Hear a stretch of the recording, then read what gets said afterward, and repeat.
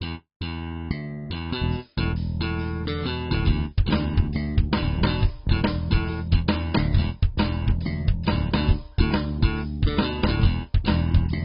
bonsoir à toutes et à tous.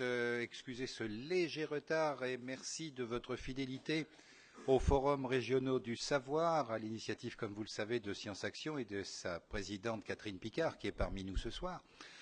Le thème de ce soir, alors devons-nous avoir peur des hormones? Alors avant d'avoir peur de quelque chose, je pense qu'il serait logique de savoir ce que c'est, de la connaître, et c'est là qu'intervient le professeur Étienne Beaulieu qui nous fait le grand honneur de sa présence. Il est professeur au Collège de France, il ne se présente plus, on ne le présente plus, mais enfin j'essaye quand même, professeur au Collège de France et ancien président de l'Académie des sciences. Alors professeur, ces hormones qui régulent, qui dérégulent aussi parfois, à dose fifrelinesque, comme disait Jean-Marie Laine, notre chimiste qui n'est pas là ce soir. Alors, ces hormones qui régulent, qui dérégulent notre physique, également notre psychique, bien des fois, qu'est-ce que c'est, ces hormones? D'abord, merci de l'invitation.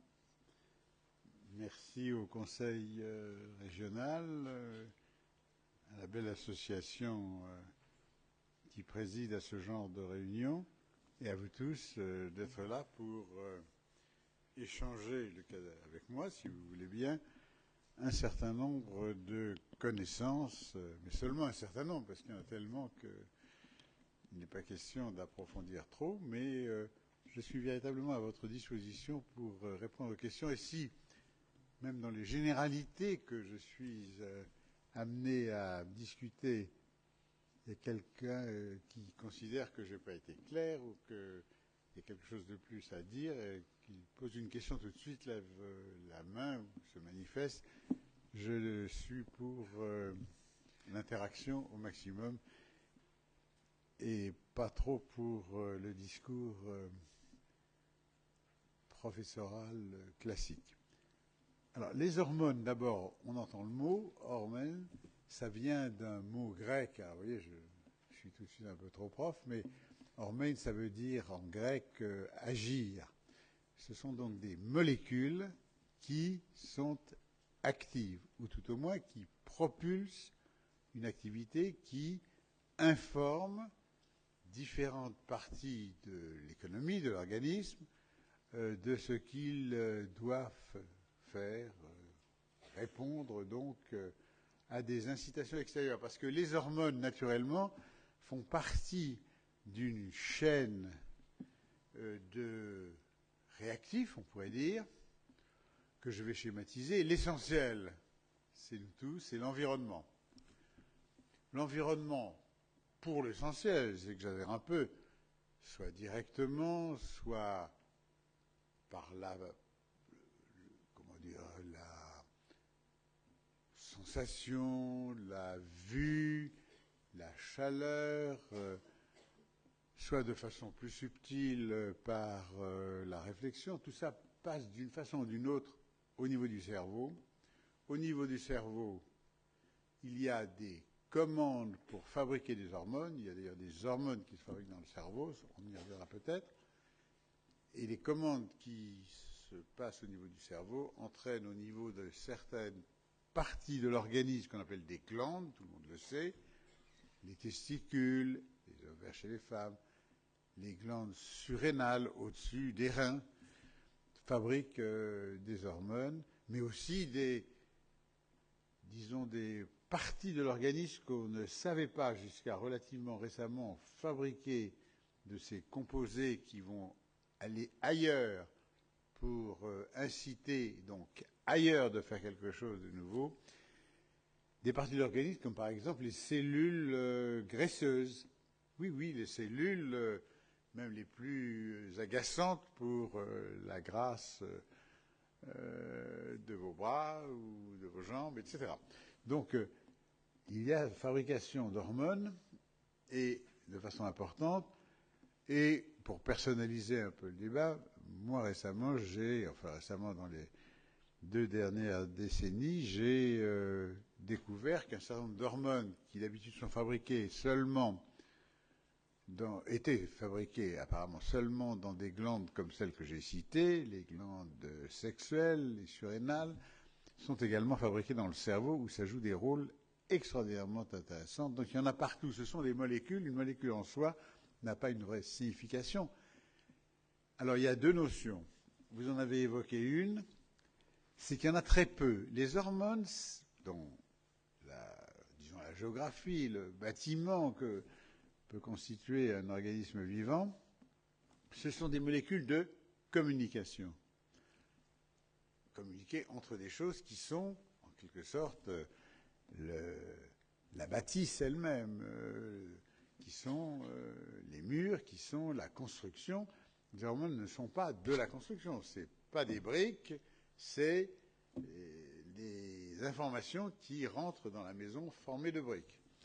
Donc, ce sont des produits en très petite quantité. Vous l'avez dit, infinitésimal, très petit. Je vais vous donner un ordre de grandeur. Beaucoup d'hormones sont à la concentration, donc la quantité par unité de volume, de 1 cm3, un cube de 1 cm de côté, soit 1 millilitre, on appelle encore, en quantité de l'ordre de ce qu'on appelle un nanogramme. Alors, nano, c'est 10 puissance moins 9, alors pardon, c'est-à-dire le milliardième du gramme dans 1 millilitre. Ça veut dire que dans 1 litre, qui est 1000 fois plus qu'un millilitre, il y aura quand même et seulement 1 millionième de gramme de l'hormone. Alors, des litres, il n'y en a pas tellement dans l'organisme. On pèse 70 kilos, ça ne fait pas beaucoup plus que 70 litres, hein, c'est clair. Donc, vous voyez qu'il y a très, très, très peu d'hormones distribuées. Ce sont des quantités d'une grande faiblesse. Ce qui veut dire que pour agir, donc c'est la première notion, il faut un mécanisme assez particulier. Alors, ce mécanisme, auquel beaucoup de gens, y compris votre serviteur, se sont attelés à le comprendre il y a maintenant une trentaine, quarantaine d'années, mais ça continue. Et il y a toujours des découvertes sur la complexité de ce mécanisme, mais il y a un mot que vous pouvez retenir qui est important dans le mécanisme, c'est le mot récepteur. Un récepteur, c'est comme un récepteur de téléphone, ça reçoit l'information. Ça veut dire que dans les cellules, dans les organes, où vont arriver essentiellement, pas seulement, mais essentiellement par le sang, ces, comment vous avez dit, fifrolinesques quantités de produits chimiques particuliers, alors particuliers, donc une forme bien spéciale, comme, image banale, une clé un peu complexe. Les récepteurs, au fond, ce sont des serrures qui sont sur les cellules cibles.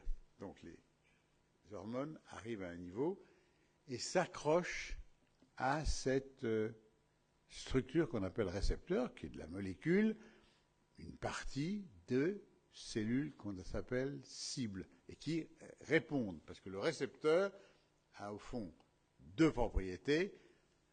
C'est d'une part d'être capable de recevoir l'information, c'est-à-dire la clé compliquée, donc c'est une serrure bien adaptée, comme chacun sait, toutes les serrures ne permettent pas d'y faire marcher une clé quelconque, et il y a une réponse, c'est-à-dire que l'autre partie du récepteur bouge, donc la molécule, le fait que ça rentre dans le trou, est un peu modifiée, et cette modification entraîne des réactions qu'on appelle métaboliques, en fait, de la cellule.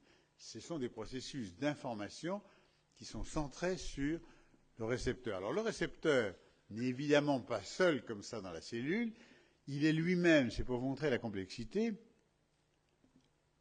adjacent, voire associé, et de façon irrégulière selon ce qui se passe, ce que vous avez mangé, si vous bougez, si vous pensez à quelque chose, etc., à d'autres protéines, d'autres composants des cellules, et donc c'est le récepteur est placé dans tel ou tel cadre, disons, biologique dans lequel il y a des molécules associées, qui s'appellent d'ailleurs des protéines ou des molécules associées au récepteur, et donc ça fait une complexité. Donc il y a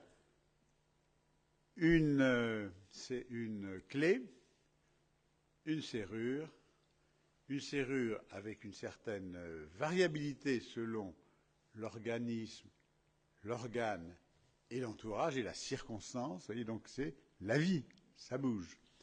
Et puis des réponses. Et vous allez, si vous voulez bien, retenir à l'occasion, à propos de la comparaison entre la clé et la serrure pour l'hormone et le récepteur, apprendre à reconnaître ce que nous appelons des anti-hormones. Une anti-hormone, c'est une fausse clé. C'est aussi simple que ça. Autrement dit, c'est quelque chose qui rentre dans la serrure, mais ça ne tourne pas. C'est une clé pas tout à fait bien. Enfin, tout le monde sait ce que c'est qu'une fausse clé. Et à ce moment-là, l'information est nulle, car ça ne provoque pas la transformation du récepteur qui est à la source de la réponse à l'hormone dont je parlais tout à l'heure. C'est plus, ça bloque la serrure et par conséquent, l'hormone naturelle, l'anti-hormone, grosso modo, c'est nous, les hommes, qui les fabriquons. Ce sont des médicaments hormonaux ou plus exactement anti-hormonaux. Vous avez peut-être entendu parler du RU486, la pilule qui contrôle la grossesse, que nous avons découvert il y a bien longtemps maintenant, comme ça fait pas loin de 30 ans, qui bloque l'effet de la progestérone et donc empêche le développement de la grossesse. Parce que la progestérone est toujours là. La progestérone, c'est une hormone pour la grossesse, progestare, pour gester, pour faire une grossesse.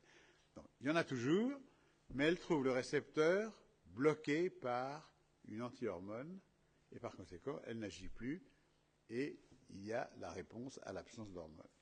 Donc, vous voyez, c'est les grands principes de l'hormonologie que je viens de vous résumer très rapidement, schématiquement, incomplètement évidemment, mais si je peux dire, c'est juste ce que je vous dis, c'est vrai ce que je vous dis, ça répond à des réalités naturellement dont les détails sont d'une importance cruciale pour comprendre ce qui se passe dans telle ou telle circonstance. Alors les circonstances, on va s'arrêter là pour la science au sens un peu abstrait ou un peu en tout cas chimique, si je peux dire, pour du tissu vivant, pour la biologie, pour en particulier la biologie humaine, pour l'état normal, grandir, vivre, pour les femmes, un signe très important de changement hormonal, la ménopause,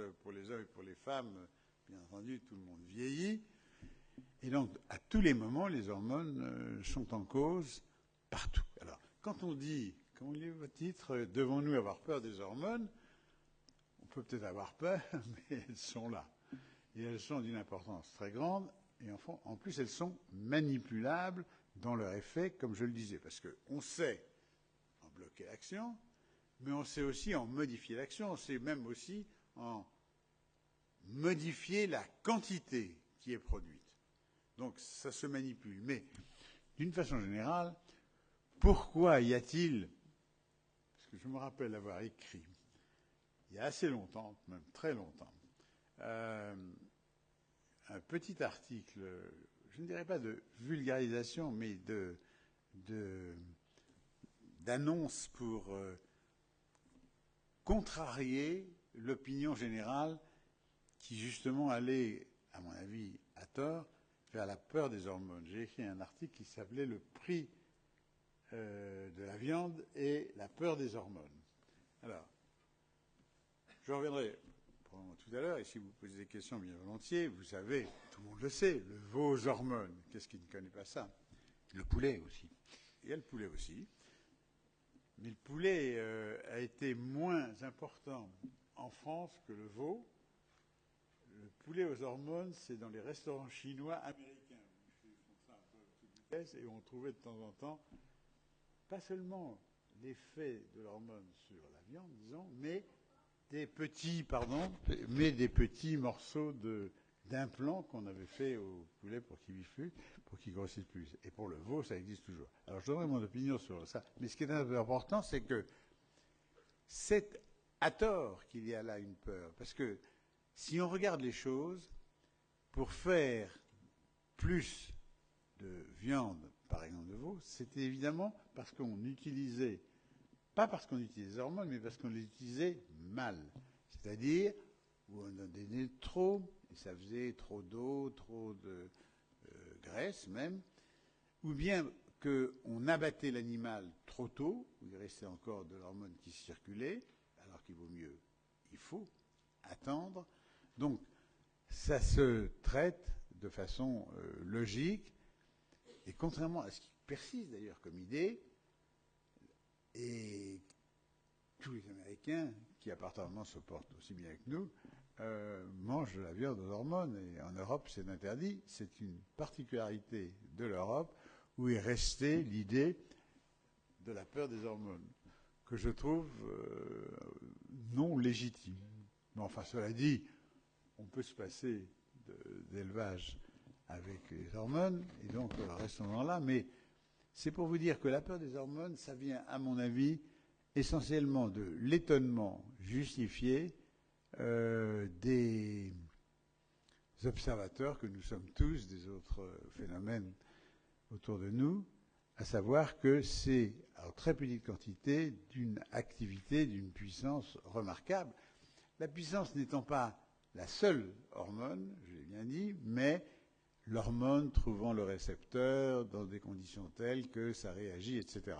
Donc il y a tout un mécanisme, les hormones, elles sont ce qu'elles sont, c'est des molécules, elles n'ont rien fait à personne, sauf qu'elles sont là, et que le tout, c'est de savoir s'en servir.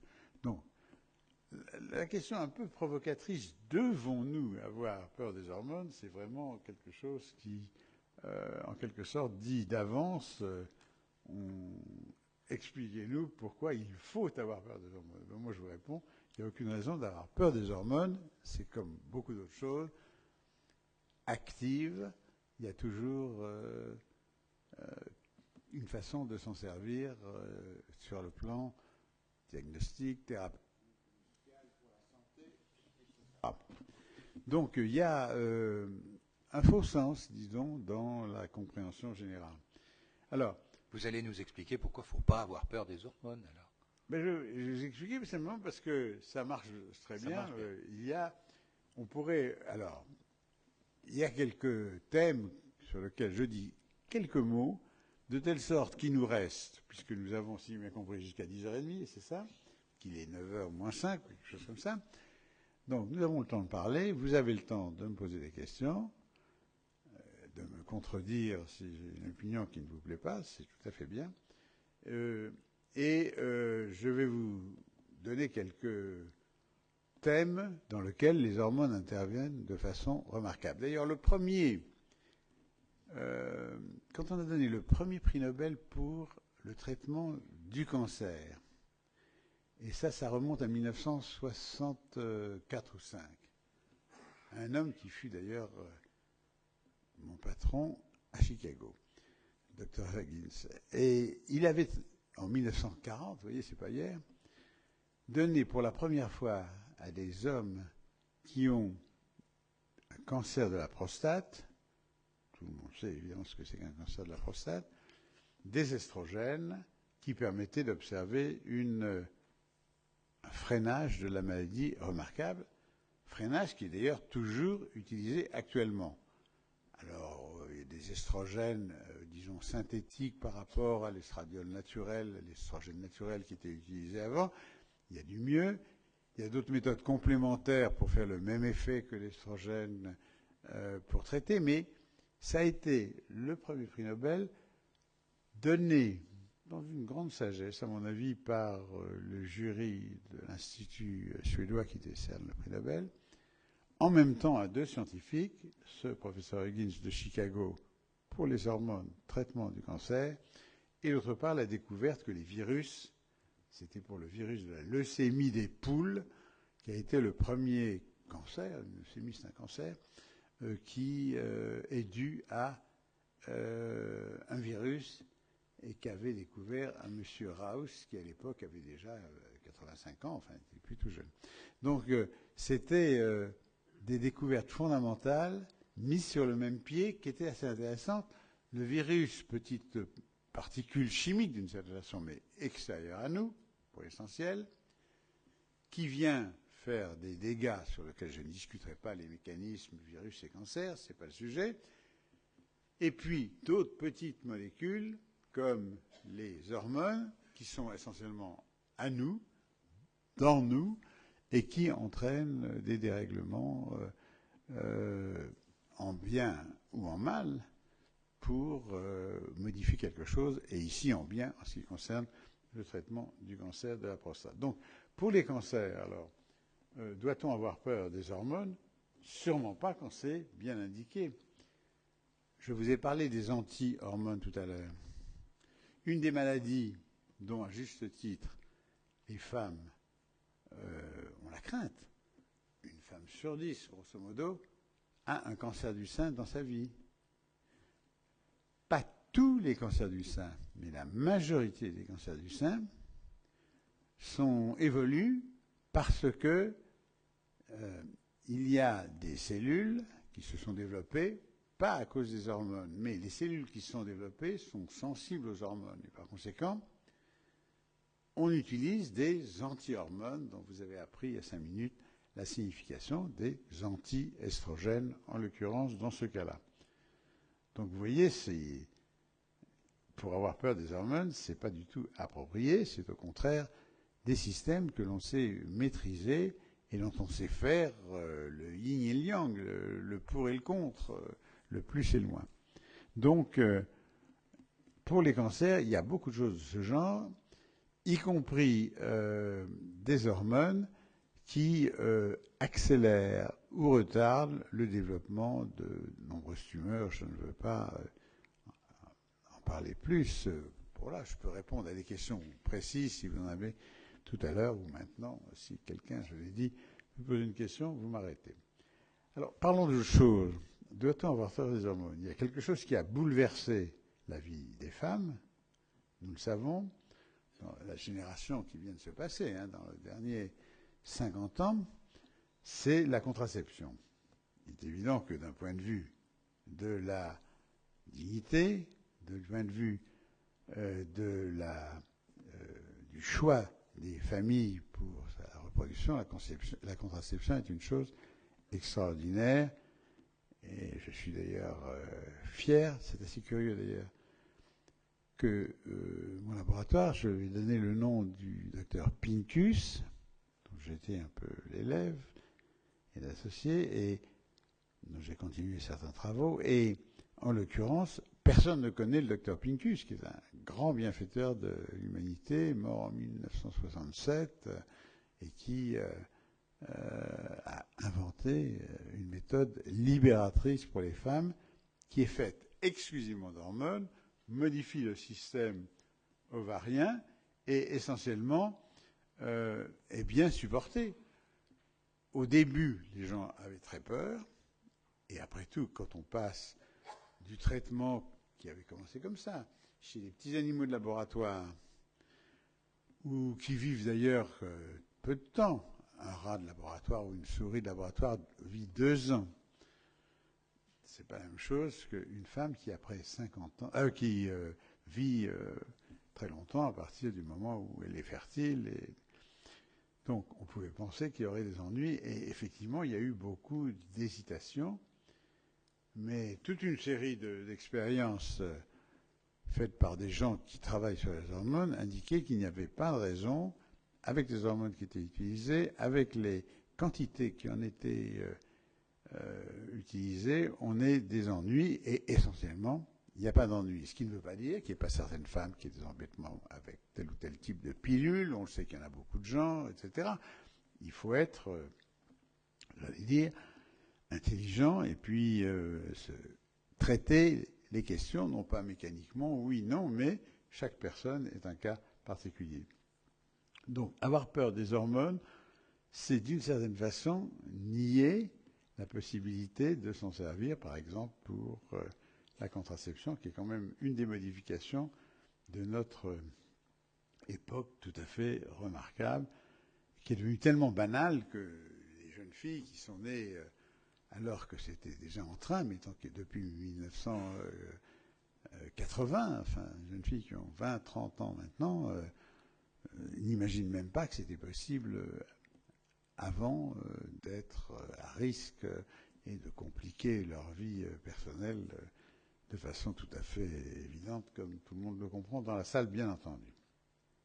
Et puis il y a une autre question, encore avec les hormones, pour lequel, alors là, il y a de la controverse actuelle, et ça intéresse, j'allais dire, la génération un peu suivante de ces jeunes filles, c'est le problème de la ménopause.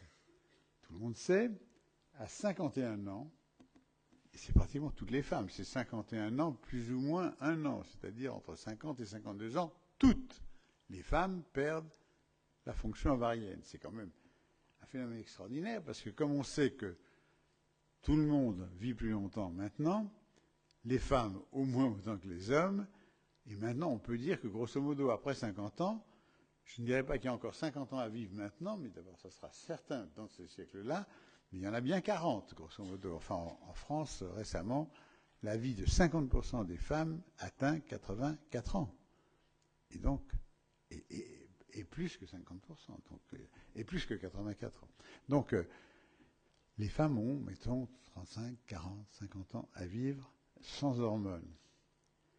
Alors, tout le monde sait que quand on vieillit, on n'améliore pas sa peau, on n'améliore pas le fonctionnement musculaire, on n'améliore pas, enfin il y a toute une série d'ennuis bien connus.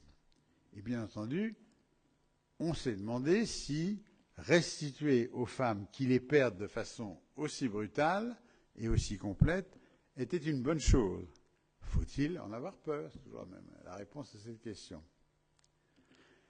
Alors, il y a eu plusieurs écoles. Et souvent, des choses... c'est un peu difficile à expliquer parce que c'est vraiment très nuancé. Il y a des gens qui aimaient la condition féminine et voudraient donner des hormones aux femmes si ça leur faisait du bien. Mais souvent, ces femmes féministes avaient une certaine défiance contre la gent masculine. Vous voyez, c'est compliqué, hein, les hormones, ça nous entraîne à tous les aspects, j'allais dire, personnels et psychosociaux de notre vie courante. Donc, les femmes, il y avait beaucoup de femmes féministes qui n'aimaient pas l'idée que c'était des hommes, à ce moment-là, c'était essentiellement des hommes qui avaient inventé les produits substitutifs des hormones perdues à la ménopause. Et donc, elles étaient à la fois pour et contre. Et puis, tout le monde, toutes les femmes qui ne sont militantes ni de l'un ni de l'autre, ni médecins, ni militantes féministes, ni contre ou pour les hommes, enfin bon, les gens normaux, donc s'y perdent un peu. S'y perdent un peu parce que ça a été donné pendant longtemps, non pas à une majorité de femmes, mais ça a été très difficile, parce que la peur des hormones, c'est quelque chose qui existe. On peut estimer qu'en France, 30% des femmes prennent des hormones après la cinquantaine. Et récemment, cependant, avec une bonne intention, c'est assez intense. D'ailleurs, c'est intéressant parce qu'il se passe des choses dont peut-être vous ne connaissez pas l'essentiel. Il y a 6-7 ans, des femmes et des hommes ont persuadé le gouvernement américain de donner beaucoup d'argent. Ils ont dépensé 1 milliard, je dis bien 1 milliard de dollars, pour une expérience, si on peut dire, c'est une expérience, enfin un essai, sur des dizaines de milliers de femmes, donc beaucoup, prenant ou ne prenant pas d'hormones après la cinquantaine. Et les résultats ont été suffisamment insuffisants pour montrer la différence entre les hommes et entre les femmes qui en prenaient ou qui n'en prenaient pas, voire même, pour certaines questions, un cancer du sein sur 10 000 personnes de plus chez celles qui prenaient des hormones, des choses de genre, que tout ceci a découragé la moitié des femmes qui prenaient des hormones de par le monde à en prendre après la cinquantaine. Il y a une chose qui est grave dans tout ça, c'est qu'il y a beaucoup de paramètres qui dépendent des hormones. Comme par exemple, une chose que vous ne savez pas, c'est que chez les femmes, il y a 2 fois plus de maladies d'Alzheimer que chez les hommes. Et ceci, c'est vers l'âge de 80 ans. Donc on peut se demander véritablement si les hormones ont une importance pour préserver le fonctionnement cérébral. D'autant que chez l'animal, les expériences sont absolument démonstratives, personne ne discute, les hormones font du bien au développement et au fonctionnement cérébral.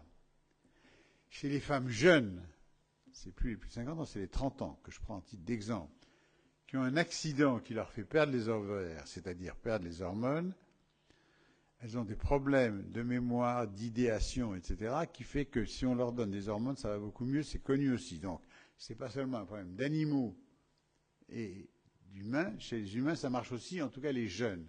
Alors, qu'est-ce qu'on va faire avec les femmes jeunes? Et on ne sait pas. Parce que l'étude américaine, le milliard dont je vous ai parlé, chose curieuse, si elle a été faite parfaitement au point de vue technique, les dosages formidables, les prises de résultats dans des beaux cahiers, etc., tout ça a été fait avec des moyens, mais super. Eh bien, l'expérience est ratée. Mais bien que ces résultats aient donc découragé beaucoup de gens. Elle est ratée pour la raison suivante. C'est qu'après 50 ans, c'est pas simple. Il y a plusieurs, disons, périodes de la vie. Entre 50 et 60 ans, c'est une femme de ménopausée jeune. Et la majorité, largement la majorité, et après ils ont fait des statistiques sur tout le monde, la majorité des personnes, des cohortes, comme on dit dans ce langage quand on fait ce qu'on appelle de l'épidémiologie, la majorité des gens qu'ils avaient dans leur cohorte avaient 75 ans, des femmes. Or, à 75 ans, 70, 75 ans, chacun le sait, on n'a plus les artères de ses 20 ans. Et en matière, par exemple, de cerveau, ça a une grande importance, le fonctionnement artériel. Et éventuellement, il est bien possible que c'est pas du tout bon, enfin en tout cas, pas gravement mauvais, mais que si le plus 1 ou plus 2 de différence négative observée sur la cohorte entière est due à ces femmes âgées. Et donc, ils sont en train de recommencer à faire des études et dans le monde entier, et nous, on veut en faire une en France, études d'observation où les femmes de 50 ans feront ce qu'elles veulent, elles en prendront ou elles n'en prendront pas avec leur décision, avec la décision avec les médecins, et on observera, car maintenant, comme vous le savez, pour étudier le cerveau en particulier, il y a des méthodes contemporaines, non seulement de neuropsychologie, mais également d'imagerie cérébrale extraordinaire.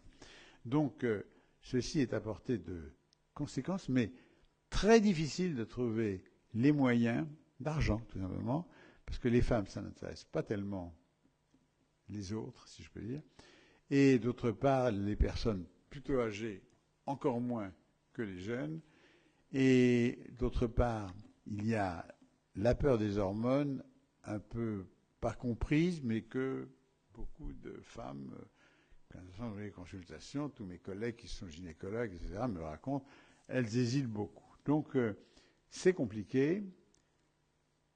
Si vous me demandez mon avis personnel, je pense que tout indique qu'entre 50 et 60, 65 ans, 1, il n'y a pas de danger, 2, ça fait du bien pour le cerveau, mais je n'ai pas la preuve et personne ne l'a. Et après, je crois qu'il faut faire attention, ça dépend des gens, il faut faire attention en particulier à l'état artériel, cardio-artériel. Voilà des problèmes assez compliqués. Et d'ailleurs, on peut continuer à faire des choses puisque nous sommes dans le vieillissement. Continuons encore autre chose. Quand on vieillit, peut-être vous ne le savez pas, on perd, mettons à partir de 60 ans, chaque année, 1 livre de muscle ou d'os, donc ce qu'on appelle les tissus secs. Vous voyez l'image par opposition aux tissus gras, graisseux.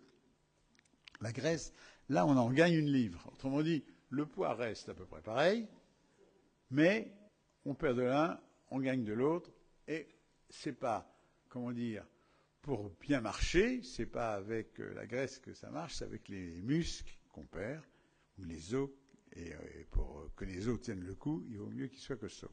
Donc, c'est une mauvaise évolution du vieillissement qui est due à des modifications complexes, spontanées, des hormones avec le temps et l'usage, si je peux dire. Avec cette obésité, enfin c'est pas vraiment une obésité, ils sont pas vraiment tellement plus gros, ils sont plus gras. Les personnes vieilles, en moyenne, c'est comme ça. D'ailleurs, vous n'avez qu'à observer, toucher, si je peux dire, c'est évident que le tissu... oui, on a compris, on a compris. Oui. Je m'excuse de vous compliquer votre psychisme érotique, mais enfin bon. Donc, à côté de ça, avec cette modification métabolique, il y a un diabète qu'on appelle le diabète de forme 2, c'est-à-dire du sucre dans le sang, parce que le système d'insuline, abîmé par ces modifications qui dégoûtent un peu mon voisin, ne fonctionne pas bien.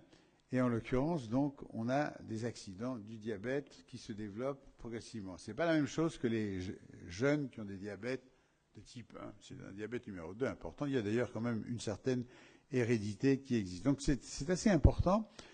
Et en plus, il y a des histoires cérébrales qui se développent. En d'autres termes, tout cela est sous l'influence de défauts hormonaux assez compliqués sur lesquels on peut travailler, et en particulier, moi, en ce qui me concerne, je travaille pour les hormones cérébrales, certaines que nous avons trouvées fabriquées dans le cerveau, qui se modifient avec l'âge, et qui, alors ça c'est un point qui nous a étonnés, parce qu'on a fait l'expérience, et vraiment, on a été stupéfaits.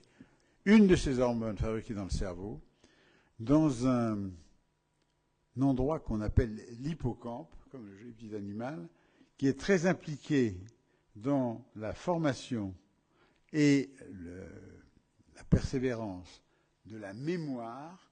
Vous savez, tous les gens qui prennent de l'âge, pas tous, beaucoup de gens se plaignent de voir leur mémoire baisser, la mémoire... Bon.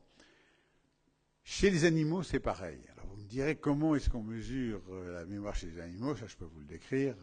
C'est très facile en réalité. En gros, c'est dans des labyrinthes. On apprend aux animaux à les parcourir. Et ils apprennent. Après, on arrête. Et puis, on voit combien de temps ils gardent cette bonne connaissance de la sortie ou non. Donc, on sait faire. Et quand on répare la baisse d'une certaine hormone, pour ceux qui l'ont basse, parce que tous ne l'ont pas, de la même façon que nous, les hommes et les femmes, on ne perd pas tous la mémoire, mettons, à 70 ans. Nous, on utilise des animaux qui ont 2 ans, ce qui correspond en gros à 70-75 ans chez l'animal, chez le rat ou la souris.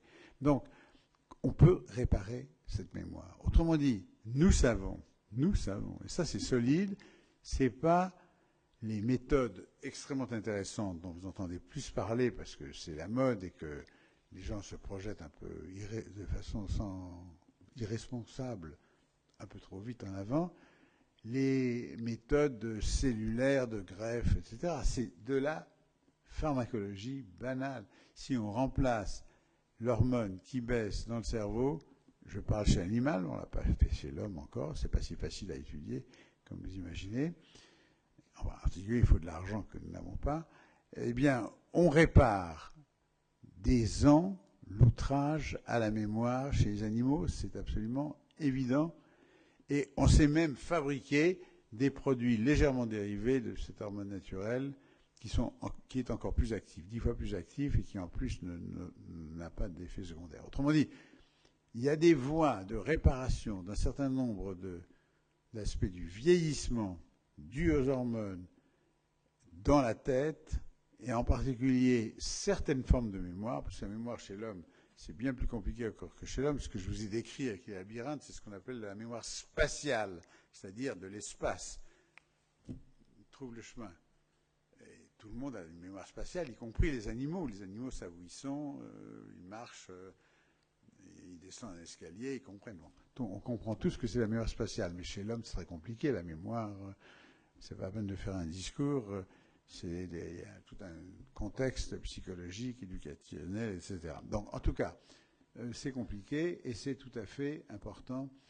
En tout cas, une partie de la mémoire spatiale est absolument réversible dans ses déficits chez l'animal. C'est donc un gros espoir. Et contrairement à ce qu'on croit, le vieillissement du cerveau n'est pas ce qui est le plus...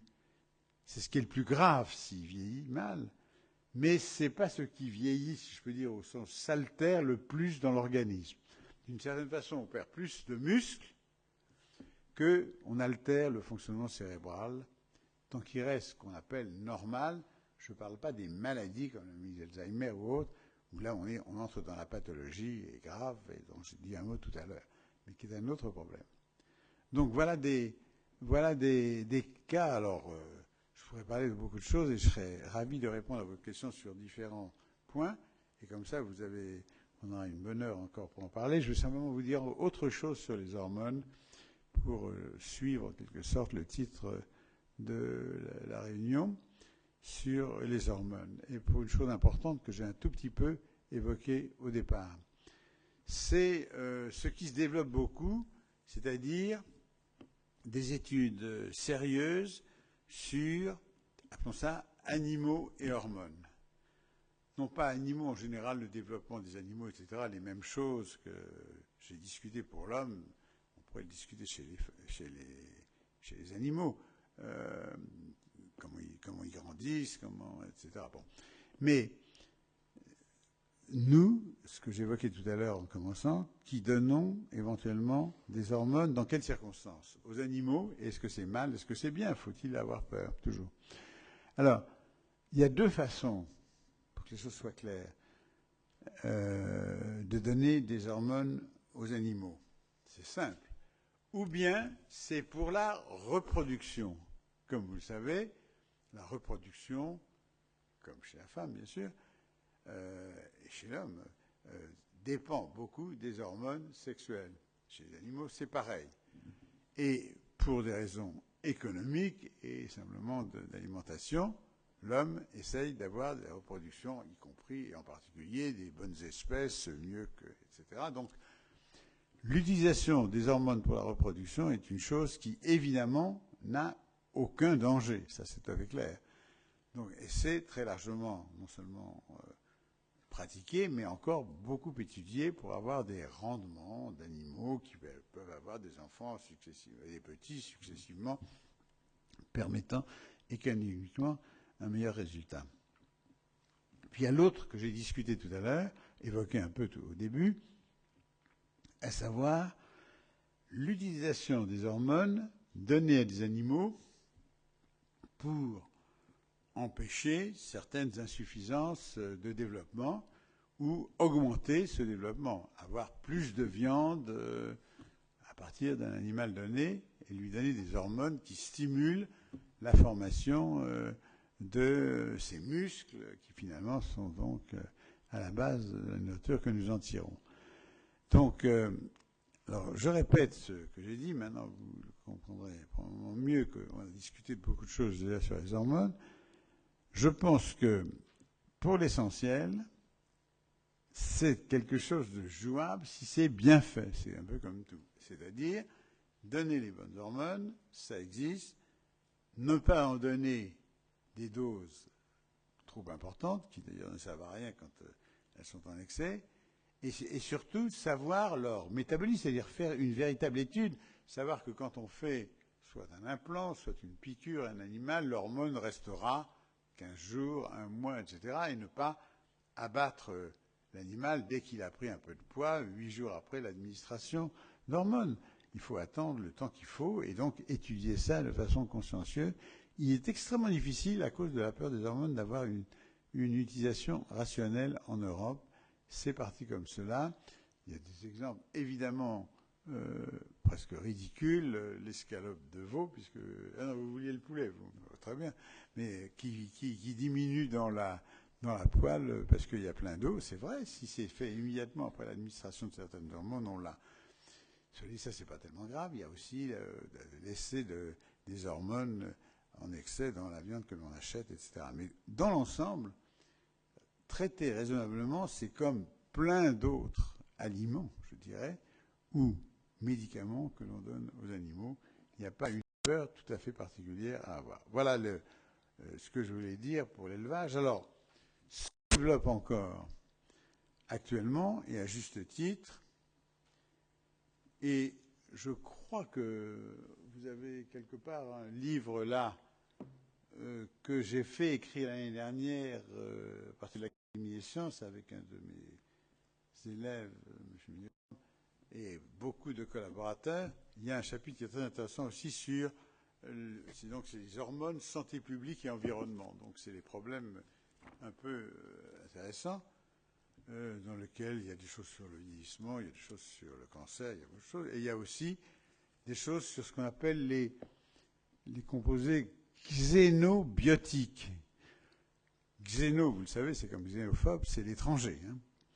Et biotique, c'est quelque chose de vivant. Autrement dit, ce sont des produits biologiques étrangers qu'on trouve dans la nature et éventuellement finalement dans l'alimentation ou même par le toucher, etc.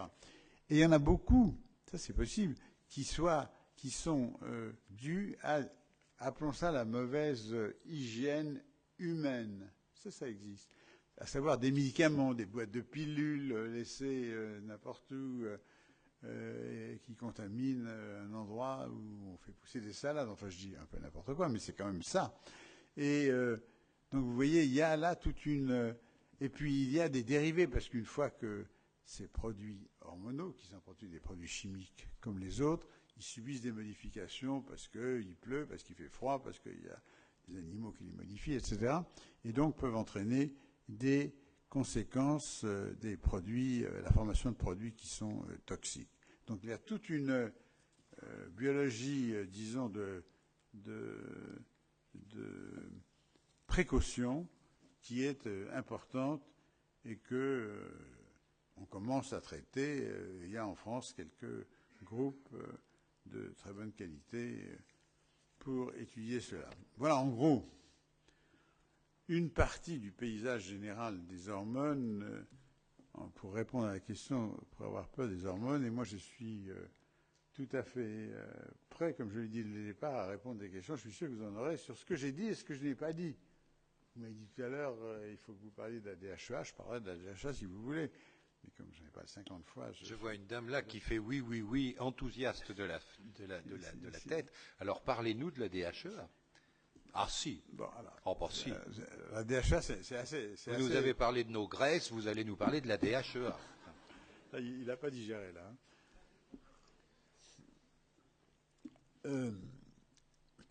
Alors, c'est une...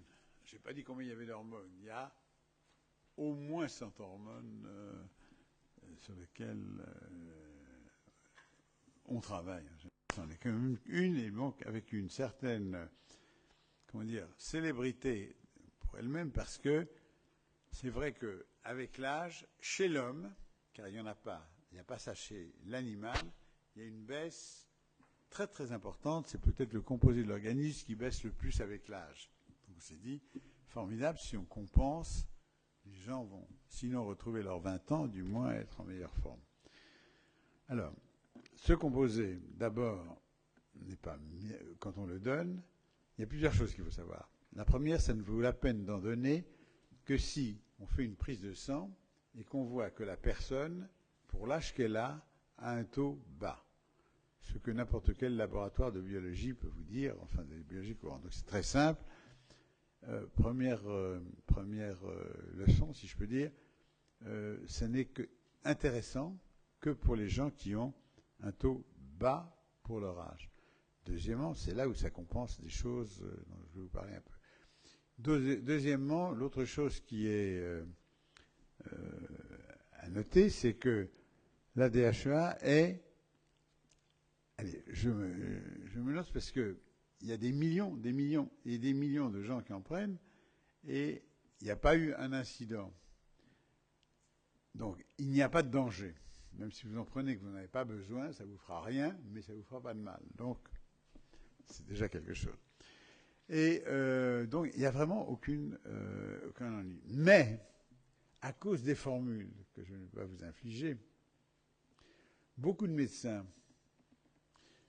et j'en ai eu donc de ma génération, et encore plus récemment, ont appris que la DHEA est transformée dans l'organisme en partie, petite partie, mais en partie, vraiment, en hormones sexuelles. Et donc, la présence de ces hormones sexuelles effraie beaucoup de médecins, c'est pour ça qu'il y a une polémique entre eux, et les gens, éventuellement, on veut me donner par intermédiaire, au fond, de l'estrogène ou de l'hormone mâle, en me donnant la DHEA.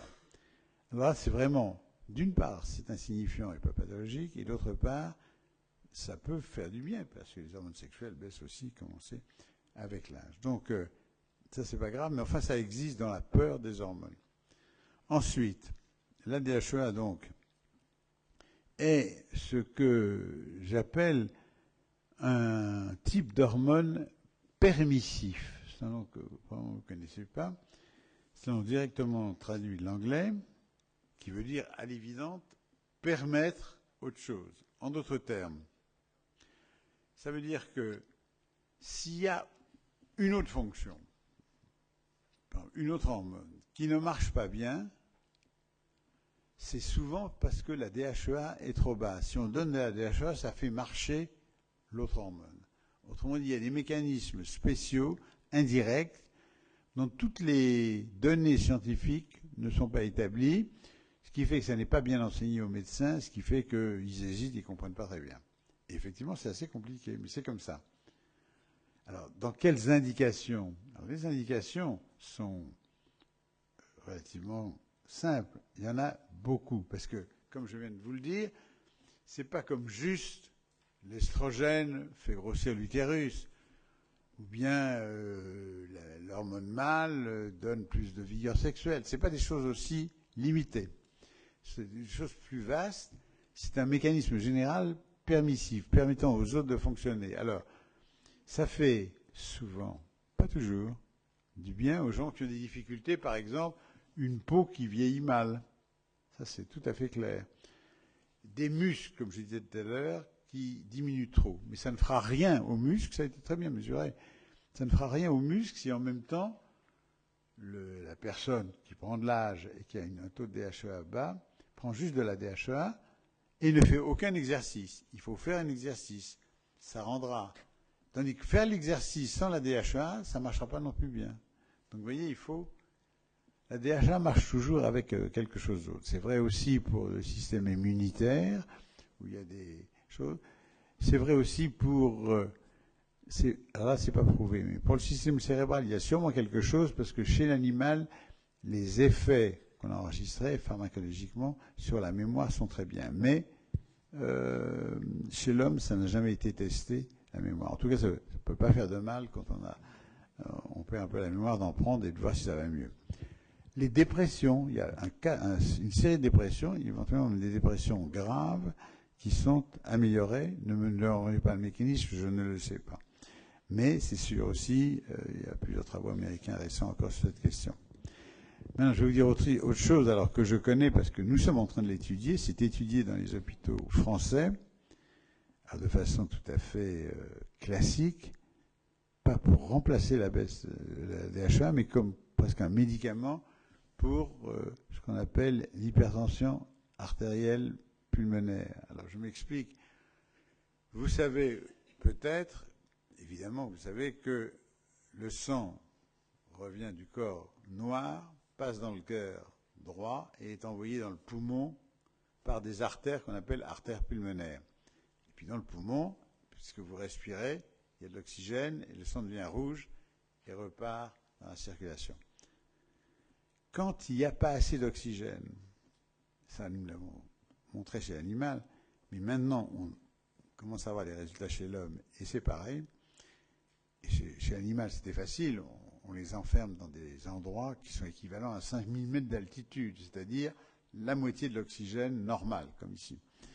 Donc, et chez l'homme, c'est plus difficile à faire, mais il faut prendre des gens qui ont beaucoup fumé, qui ont des bronchites chroniques à un certain âge, et donc qui ont moins d'oxygène en respirant. Donc, si vous donnez de la DHEA à une dose convenable, vous empêchez la conséquence de ce qu'on appelle l'hypoxie, c'est-à-dire hypoxie, ça veut dire moins d'oxygène, c'est-à-dire l'hypertension artérielle pulmonaire, parce que s'il n'y a pas assez d'oxygène, il y a un réflexe qui fait que l'artère pulmonaire qui va du cœur droit au poumon est obligée de pousser et donc de se contracter fort et fait une hypertension. Pas une hypertension habituelle de tout le corps, une hypertension localisée, mais c'est très mauvais parce que ça entraîne en retour une fatigue du cœur. Et c'est de ça que meurt, et on n'a pas de traitement pour l'insuffisance cardiaque droite, un certain nombre de gens.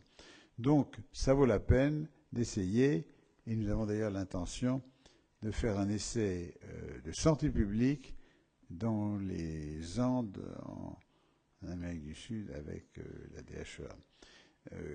Où il y a des millions de personnes dont le taux de mortalité, à cause de l'hypertension pulmonaire et de l'insuffisance cardiaque, meurt trop tôt.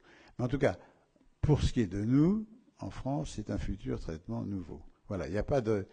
Voilà ce que je veux dire avec la DHEA, doser le taux, ne pas en avoir peur, parce que vraiment là, il n'y a vraiment pas de danger, voir si ça fait quelque chose dans des circonstances assez variées, je vous dis, ça va de la dépression à la difficulté d'avoir une peau en bon état, etc.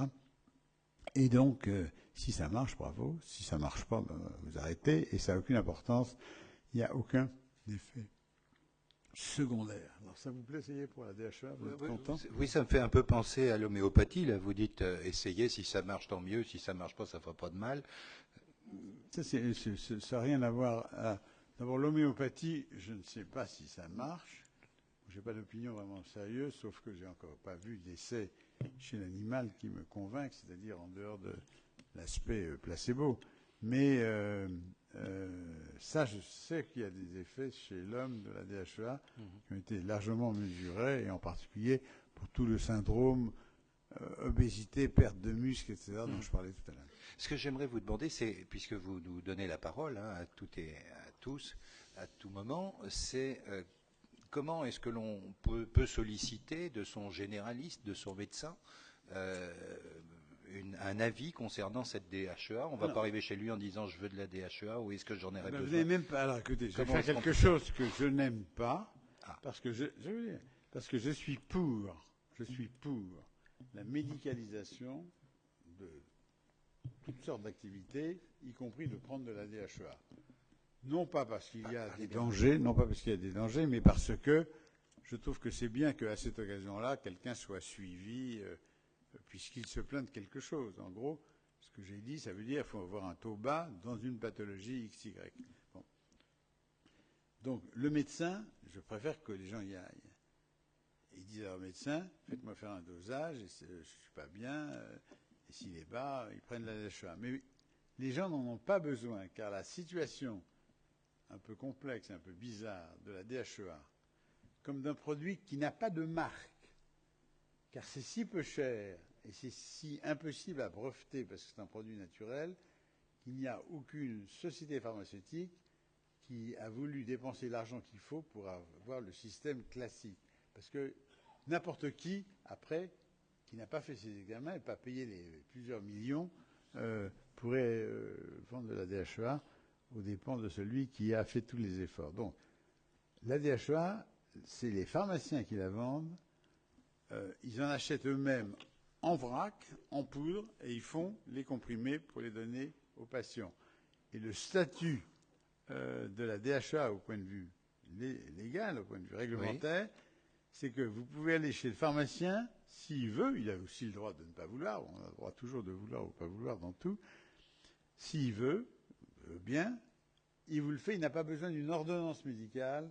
Et comme je dis, je ne vois pas des ennuis, c'est pas grave, puisque je ne vois pas des ennuis. Il y a des millions de gens. En France, il y a 500 000 personnes qui en prennent tous les jours à peu près. Demain, il y en aura 500 000 et 300... Non, peut-être pas. Ils font ce qu'ils veulent. Non, mais Et tous les pharmaciens vont être demain avec leur petite balance. Non, ils le font et ils le vendent. C'est d'ailleurs pas cher, la DHA, ça coûte rien. En plus. C'est un gros défaut commercial de ne pas être cher. Vous le savez, c'est comme ça dans la vie. Donc, voilà le problème de la DHA. Mais je réponds, s'il y a des questions précises, je réponds. Oui, madame? La DHA, c'est une DHA de synthèse ou naturelle qui est vendue? Tous ces composés-là sont, comme vous dites, de synthèse.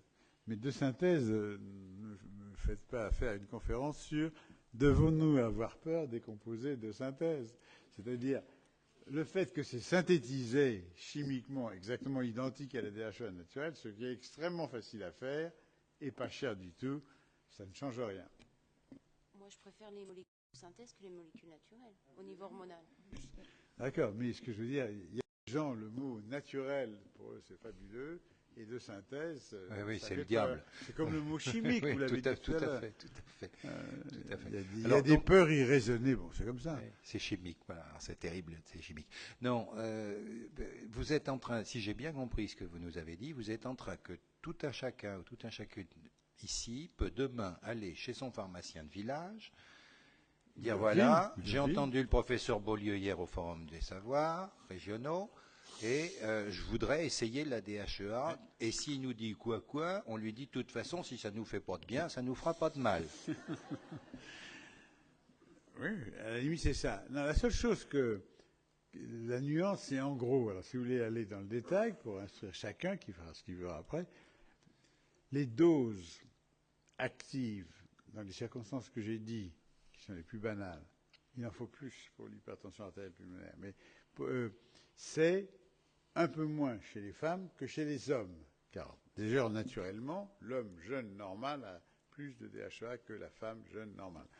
Donc en gros, chez l'homme, 50 mg par jour, et chez la femme, 25 mg par jour, en gros, pour des gens de taille moyenne, d'âge raisonnable. Cela dit, vous notez, hein, parce qu'il va peut-être pas savoir le pharmacien. Hein, D'autres questions, professeur Beaulieu? Oui.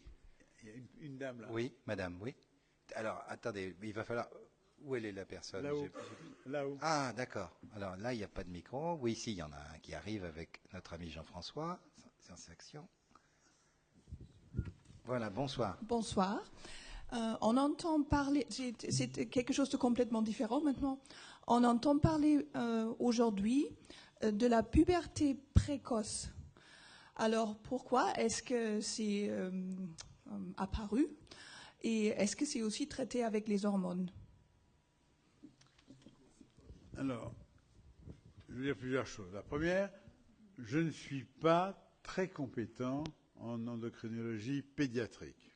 Donc vous allez prendre mon avis, je crois sage, mais limité par ma compétence limitée. Voilà. À l'évidence, une puberté précoce, comme vous disiez, n'est pas nécessairement favorable. Une des raisons, vous le savez, c'est que les hormones sexuelles entraînent la fermeture des parties cartilagineuses dans l'os en développement, et il y a une tendance à être trop petit. C'est un des ennuis de la puberté précoce. Il y en a d'autres, mais c'en est un. Et donc, je crois qu'il est bon, effectivement, aussi pour des raisons de comportement plus difficiles et pas adaptées à l'âge, de le traiter. Et à l'évidence, le traitement est de l'ordre hormonal. Et la question, madame, était peut-être aussi d'où vient cette recrudescence? Je ne sais, mais je vais vous dire quelque chose. Je n'ai pas réalisé, peut-être que je ne lis pas les journaux, mais je ne savais pas qu'il y avait quelque chose de préoccupant dans la numérique des pubertés précoces actuellement. Je ne savais pas. C'est vous qui me l'apprenez. Vous l'avez, pardonnez-moi, je creuse un peu. Vous avez ces chiffres entre guillemets. Enfin, vous avez eu cette information par quel biais? Oui, excusez-moi, j'ai pas de chiffres. Il y a un cas dans la famille. Voilà, c'est tout. D'accord. Non, c'est un cas particulier, c'est tous les problèmes. Mais pourquoi pas? Il est aussi valable qu'un autre pour le cas Mais de généraliser, je ne sais pas. Je ne dis pas que c'est pas plus général que ça, j'en sais rien. D'autres questions? Oui, madame. Oui, appuyez sur le petit bouton rouge, appuyez la tête du...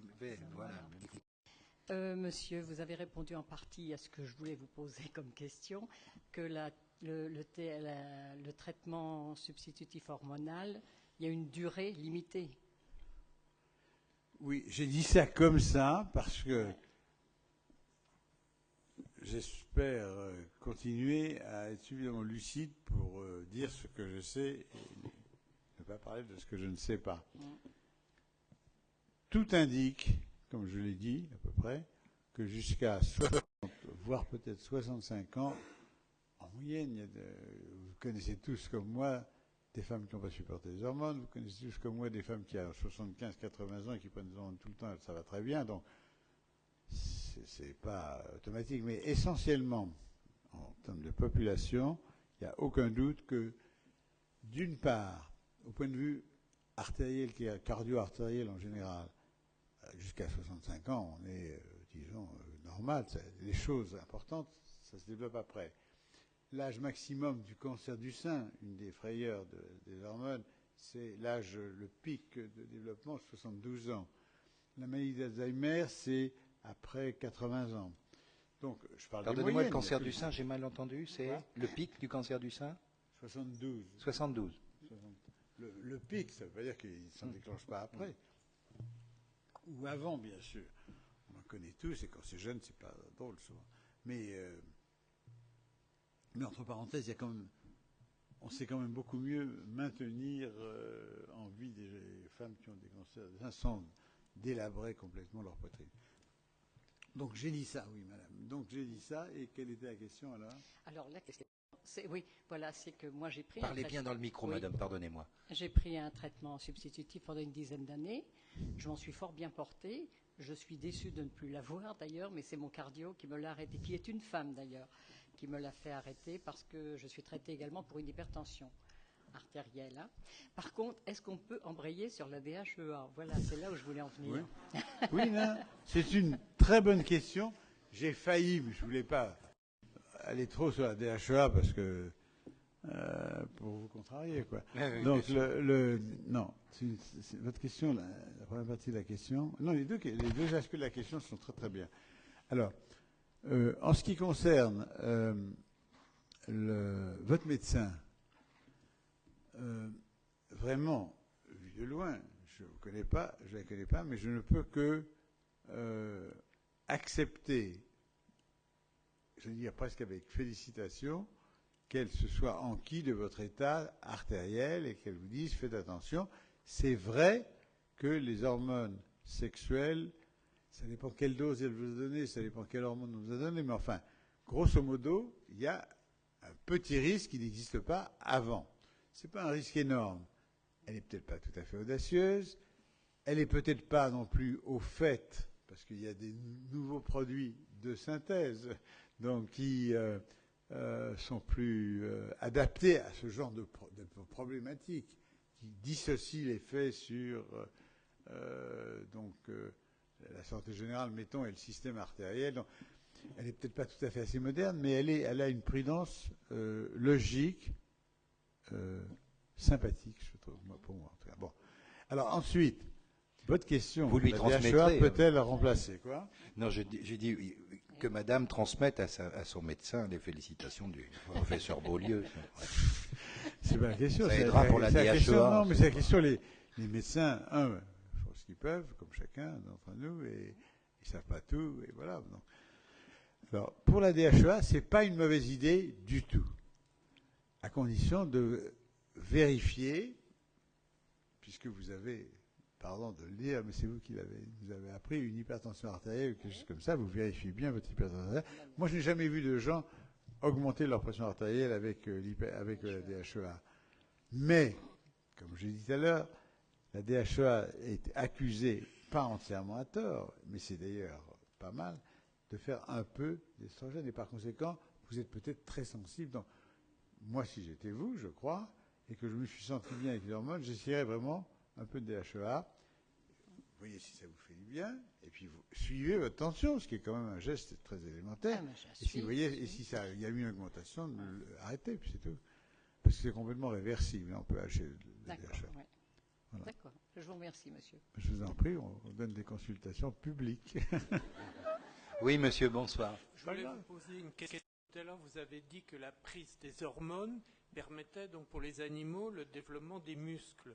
Mais alors, qu'est-ce que vous pensez de tous les sportifs qui prennent justement des hormones pour réaliser des performances, surtout que la France est en pointe sur justement la lutte antidopage? Mais je ne suis pas pour le dopage. Je n'ai pas dit ça non plus. Si. Non, je ne crois pas. Non. Ce qu'il y a dans le dopage, écoutez, la question du dopage, si vous voulez, mon opinion, je vais donner, elle est. C'est pas tellement facile de l'expliquer. Premièrement, il est évident que le dopage utilisé par certains, par la plupart, est dangereux, et par conséquent, et en plus injuste. Les gens dopés à côté, par rapport à des gens qui ne le sont pas. Donc par rapport au sport, c'est dégoûtant et c'est bien de crier contre le dopage et de l'empêcher. Bon, c'est une première chose. La deuxième chose, c'est que un certain nombre de méthodes utilisées en dopage sont véritablement extrêmement dangereuses. Et, enfin, pas dans l'immédiat, mais peuvent pousser des cancers en développement, peuvent ultérieurement fatiguer des choses qui, 20 ans après, sont faites. Enfin, on ne sait pas tout ça mais dans le détail, mais énormément de techniques utilisées sont vraiment mauvaises. En plus, donc, de l'injustice évidente. Et du danger de toute façon potentiel comme ça d'intervenir. Mais entre parenthèses, il faut quand même aussi dire que le sport à ce niveau extrême est quelque chose de tout à fait, entre guillemets, anormal. C'est évident, personne d'entre nous dans la salle, je crois, ne court le 100 mètres en moins de 10 secondes. Donc, c'est quelque chose presque monstrueux. On bâtit évidemment toute une série de fantasmes. Donc, c'est très très compliqué de même critiquer. Le sport lui-même, à ce niveau-là, n'est pas nécessairement bénéfice pour celui qui le pratique. D'ailleurs, on connaît plein de champions qui ont des tas d'histoires. Je ne parle pas seulement des boxeurs et des choses crâniennes, mais aussi des athlètes. Il y a tout le temps des cas réservés. Ça n'a jamais été étudié, entre parenthèses, sérieusement. C'est-à-dire, c'est pas facile à étudier, de prendre tous les champions du monde qui ont eu lieu et puis vraiment de les soumettre à des examens sérieux. C'est très difficile. Donc, en tout cas, pour les muscles, c'est vrai. Et c'est une chose très importante. Il n'y a pas, à ma connaissance, c'est très important d'avoir des muscles. C'est très important en soi pour peut-être l'esthétique, etc. Mais surtout parce que ça permet de bouger. Et que bouger est essentiel, bouger physiquement est essentiel pour la santé générale, le métabolisme et tout ce que je disais tout à l'heure. Si on n'a pas assez de support permissif, genre DHEA, ce sera moins profitable que si on a de la DHEA. C'est dans ce sens-là que je disais,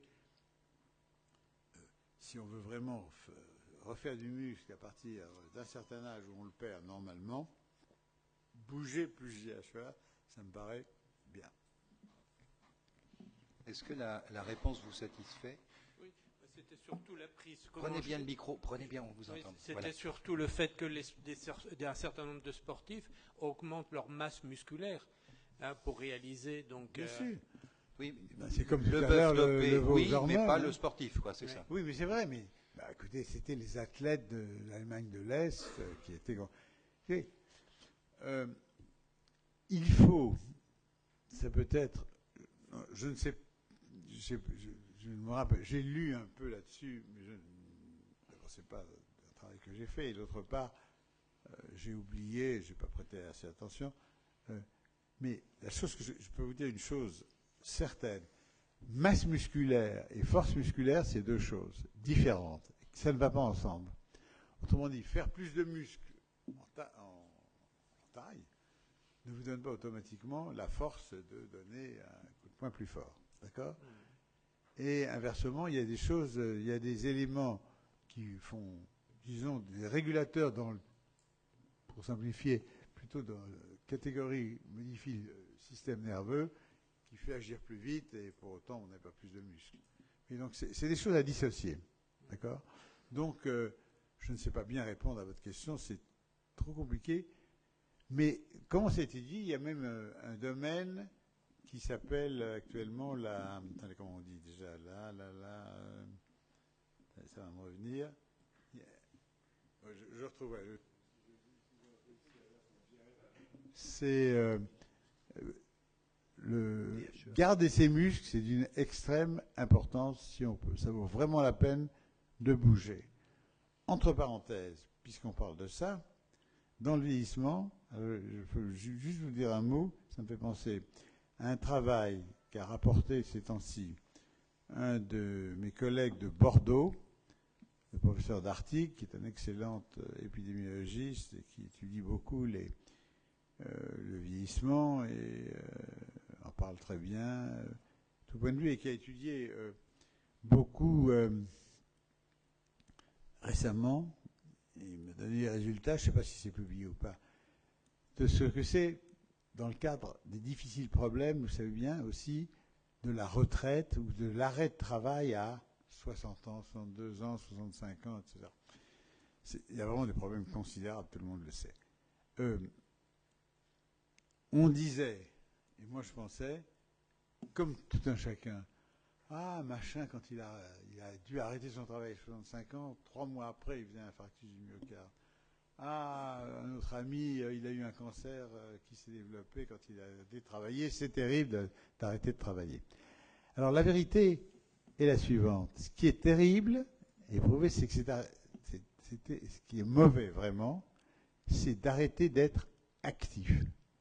Et si, au lieu de travailler, et éventuellement un travail qui vous ennuie ou pour lequel on ne veut plus de vous dans l'entreprise, que ce que c'est, vous faites autre chose qui vous remue, au sens propre du terme, bouger les muscles, ou au sens mental du terme, qui est super important, et qui ça peut être écrire des poèmes, garder les enfants, jouer au Scrabble, que ce que je sais, et puis faire le jardin et tout ce que vous voulez, bouger avec la tête, avec les jambes, si je peux dire. Ça, c'est vraiment, pour la durée de la vie, en bonne santé, sans pareil. Ça, les contrôles sont formidables. Voilà.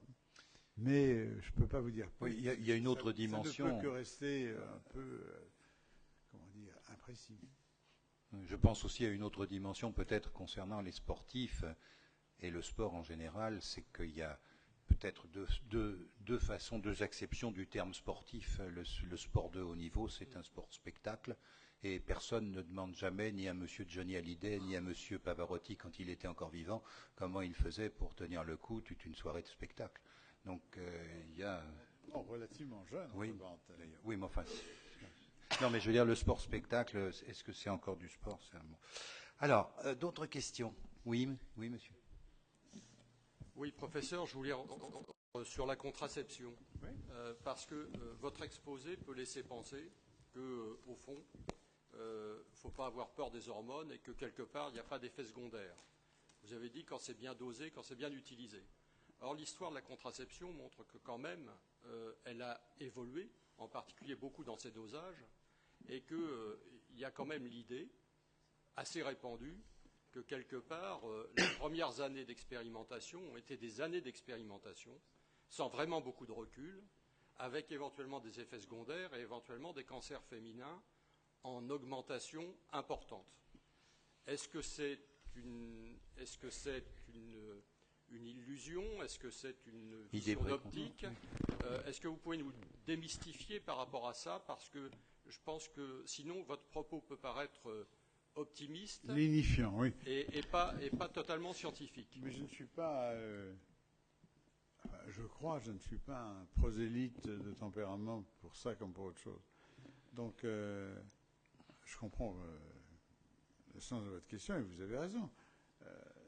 Éventuellement, quand on fait court comme ça, on peut s'exprimer de façon un peu trop brutale. Non, je vais vous dire, pour la contraception précisément, c'est sûr que, comme l'avait dit d'ailleurs un grand intellectuel anglais, qui était d'ailleurs scientifique entre autres, on ne se fera... La seule façon de savoir, c'est de le faire. En l'occurrence, pour la contraception, il y avait le principe de bloquer l'ovulation avec des hormones.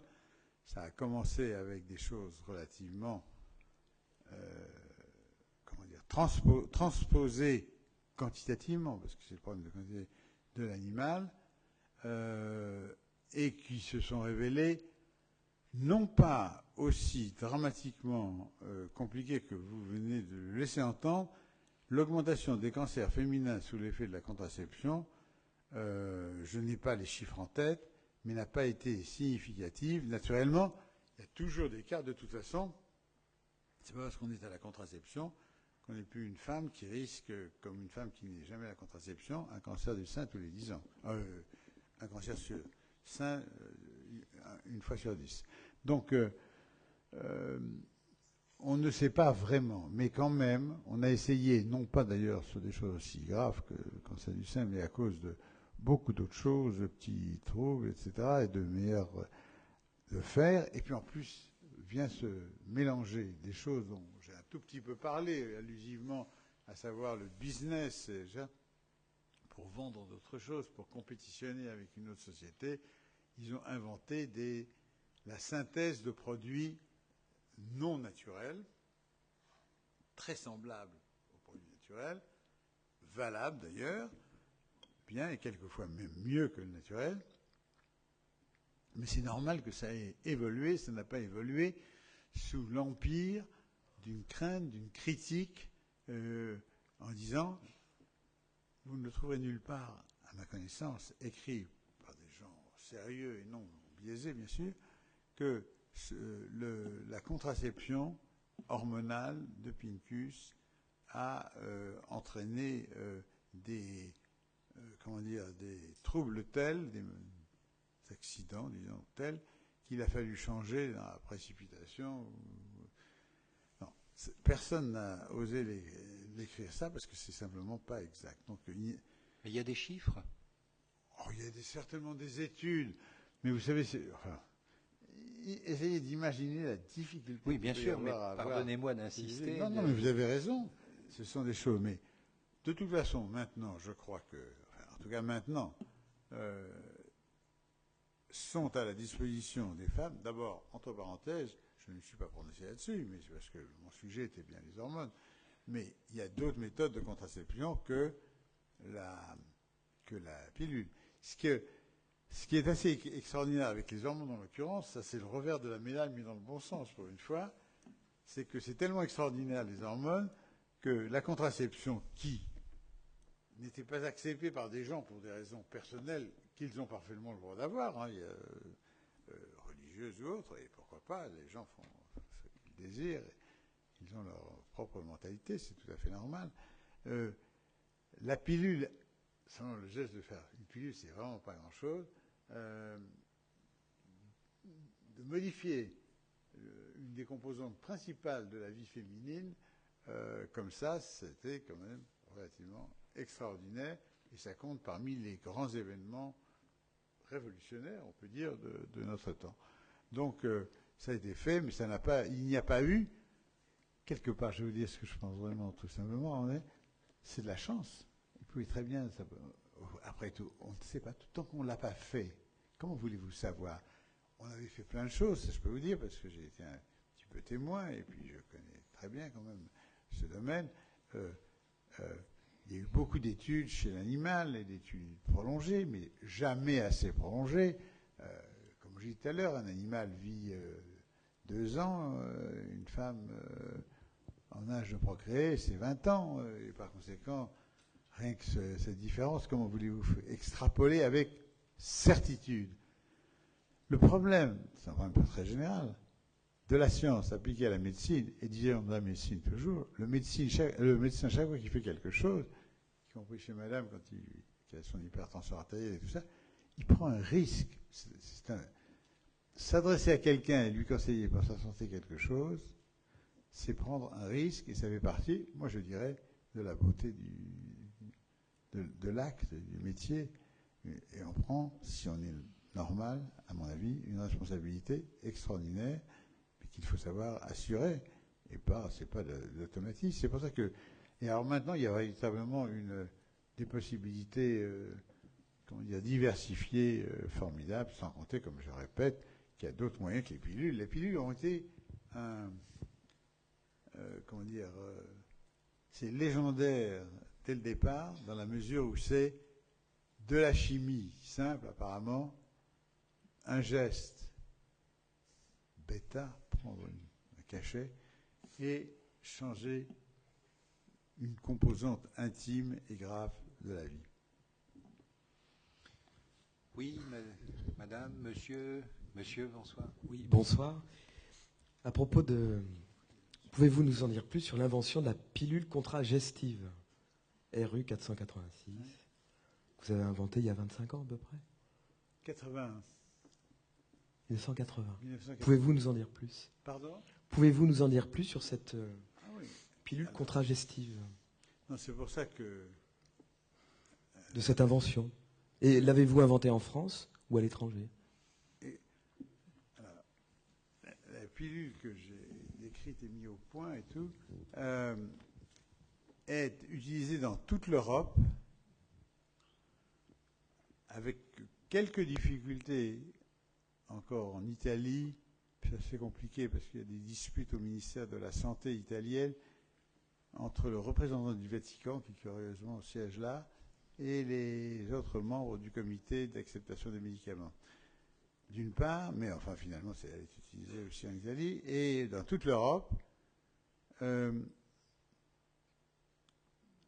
autour de la Méditerranée, dans des pays aussi divers que Israël ou la Tunisie, aux États-Unis, en Chine, en Inde, en Afrique du Sud, enfin, en gros dans le monde entier, sauf l'Amérique latine. On estime à environ 4 à 5 millions par an de personnes qui l'utilisent.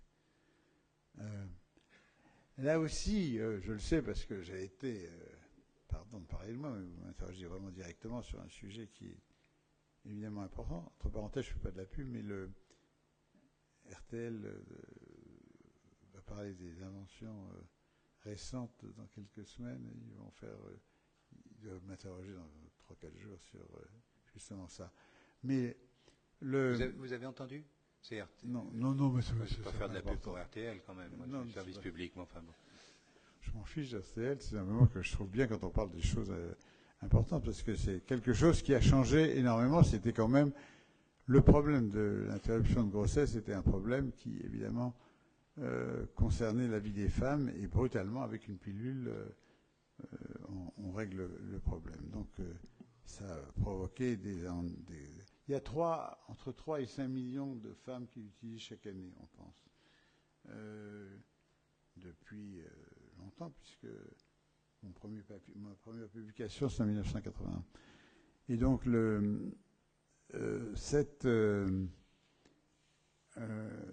alors, ce qui est curieux d'ailleurs, c'est que ce composé est d'une activité totale, a curieusement, ça je peux vous dire, le premier étonné c'est moi, aucun effet négatif sur autre chose.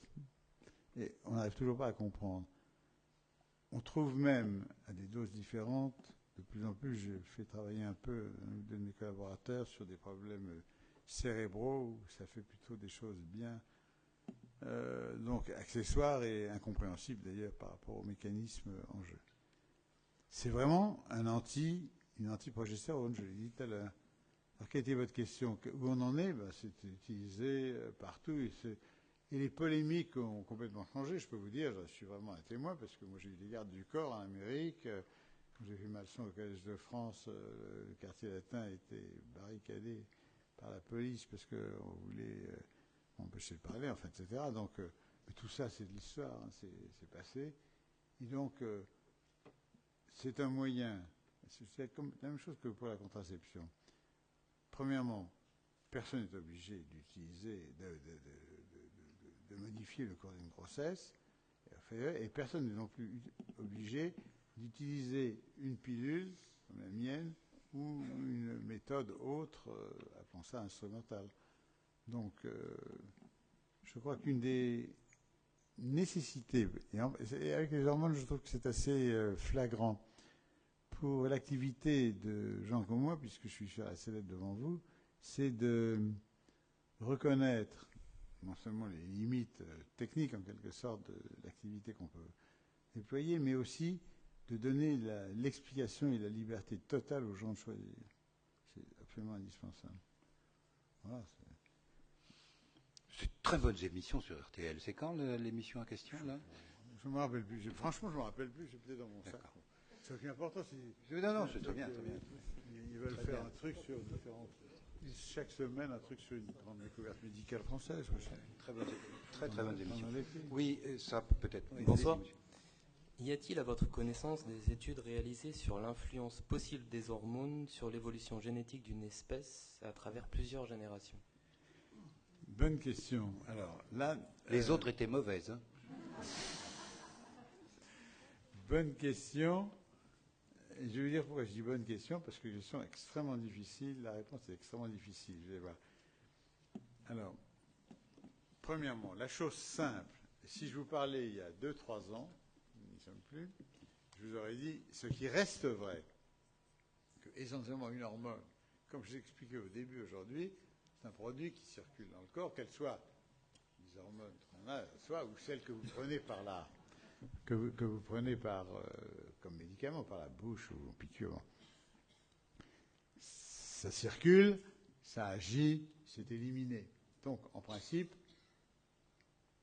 pas d'hérédité du tout. Hein, pas de modification génétique. C'est ça votre question. Hein. Donc, ça, c'est la réponse. 1, logique, et 2, vrai à, je ne peux pas vous dire, 80, 90%, mais j'ai fait exprès de vous laisser entendre que sont venus à notre réflexion, je dis nous parce que je ne suis pas un leader dans la chose, mais ça existe, c'est quand même quelque chose qui se développe, sont venus à la connaissance de gens qui, en particulier, administrent des produits actifs, comme les hormones, j'espère que vous êtes convaincus au moins que c'est actif, les phénomènes d'épigénèse. Alors, l'épigénèse, pardon pour ceux qui ne connaissaient pas ce mot, je vais essayer de vous l'expliquer très simplement. D'habitude, il y a les gènes, et donc la génétique, et au fond, c'est le mot genèse, enfin comme le sens du mot genèse en général, donc ça fabrique quelque chose qui est donc bien réglé, les gènes, très bien. On sait que pour l'essentiel, une fois que les gènes sont faits, ils restent comme ça. Mais, et quand on donne des hormones, pardon, c'est les conséquences du fonctionnement des gènes qu'on modifie. Et non pas les gènes eux-mêmes physiquement. Mais, ce qu'on a découvert, c'est que certains produits, et c'est possible, mais pas démontré, hein, pour certaines hormones, c'est pour vous dire que je prends un cas exprès pour... ça va très bien pour devenir au rapport des hormones, parce que ça peut un peu effrayer, puisqu'on ne sait pas. Et moi, je pense qu'il y a un peu quelque chose qui va être à développer, à contrôler. Certains produits, ça ne s'est pas fait avec des hormones, modifient non pas la séquence génétique qui code pour faire des protéines, comme vous savez, très bien, mais sur une partie de certaines bases puriques ou pyrimidines, ajoute un petit groupe, mettons un méthyle, ça vous dit quelque chose? Un CH3 ou quelque chose, bon, une méthylation. Toute petite modification qui ne change rien au code génétique, donc à l'organisme et à l'hérédité dont vous parliez. Mais n'empêche que ce petit changement d'abord entraîne éventuellement des complications de fonctionnement.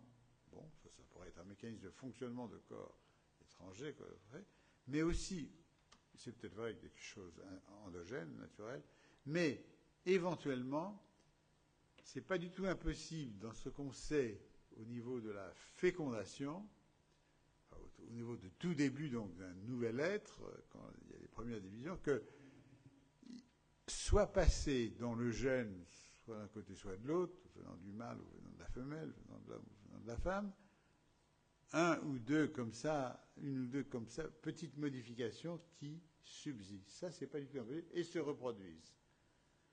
Ça ne change pas le code, c'est pour ça que ce n'est pas de la genèse, mais de l'épigénèse. Vous voyez, c'est donc quelque chose au-dessus, à côté. Et ça, c'est pas du tout impossible, et ça expliquerait peut-être... Alors, d'un point de vue philosophique, c'est passionnant, parce que ça montrerait qu'on peut, d'une certaine façon, modifier l'hérédité, parce que les gènes ne changent pas, mais on modifie un truc héréditaire, quand même, sans toucher à la séquence génétique. Donc, philosophiquement, c'est très, très important. Et médicalement, ça peut le devenir, mais on ne sait pas, parce qu'il y a quand même quelques expériences qui font croire, c'est vraiment, vous m'entraînez dans une discussion qui, peut-être, je ne sais pas quelle est votre formation, vous comprenez tout ce que je dis, mais non, d'accord, alors, dans ce cas-là, excusez-moi, mais c'est difficile de parler plus simplement, j'espère que je me fais à peu près comprendre, permettrait quand même de dire, il y a des choses qui peuvent être héréditaires sans pour autant être génétiques, modifiées par des substances, et les hormones n'ont aucune raison d'être exclues de ce potentiel, qui peut d'ailleurs être favorable ou défavorable. Hein. C'est pas une malveillance que je suis en train de décrire, c'est simplement une nouvelle connaissance sur laquelle on s'interroge. Et il y a des, comment on dit, des réunions scientifiques là-dessus de plus en plus. Pardon. Oui, je voudrais rebondir. C'est une question très, très intéressante. Je voudrais rebondir sur l'action sur les espèces. Non pas au niveau génétique, mais on entend parler aussi de problèmes d'infertilité, de stérilité due à la contamination des milieux de vie par les hormones, et notamment les hormones que nous, on utilise. Ben oui, mais ça rentre dans le cadre de la chose que je n'ai pas décrite et qui est discutée dans le livre où il y a un très bon article de quelqu'un qui a été un élève d'un de mes élèves, vous voyez, c'est pas... et qui s'appelle, je sais pas comment, attendez son titre, je vais vous trouver ça. Alors, ce livre, vous le trouverez à la sortie, il est en bas, il s'appelle Hormones, santé publique et environnement, sous la direction de Edwin Milgrom, qui était un de vos élèves, je crois, et Étienne-Émile Beaulieu, bien sûr, c'est aux éditions de l'Académie des Sciences. Voilà.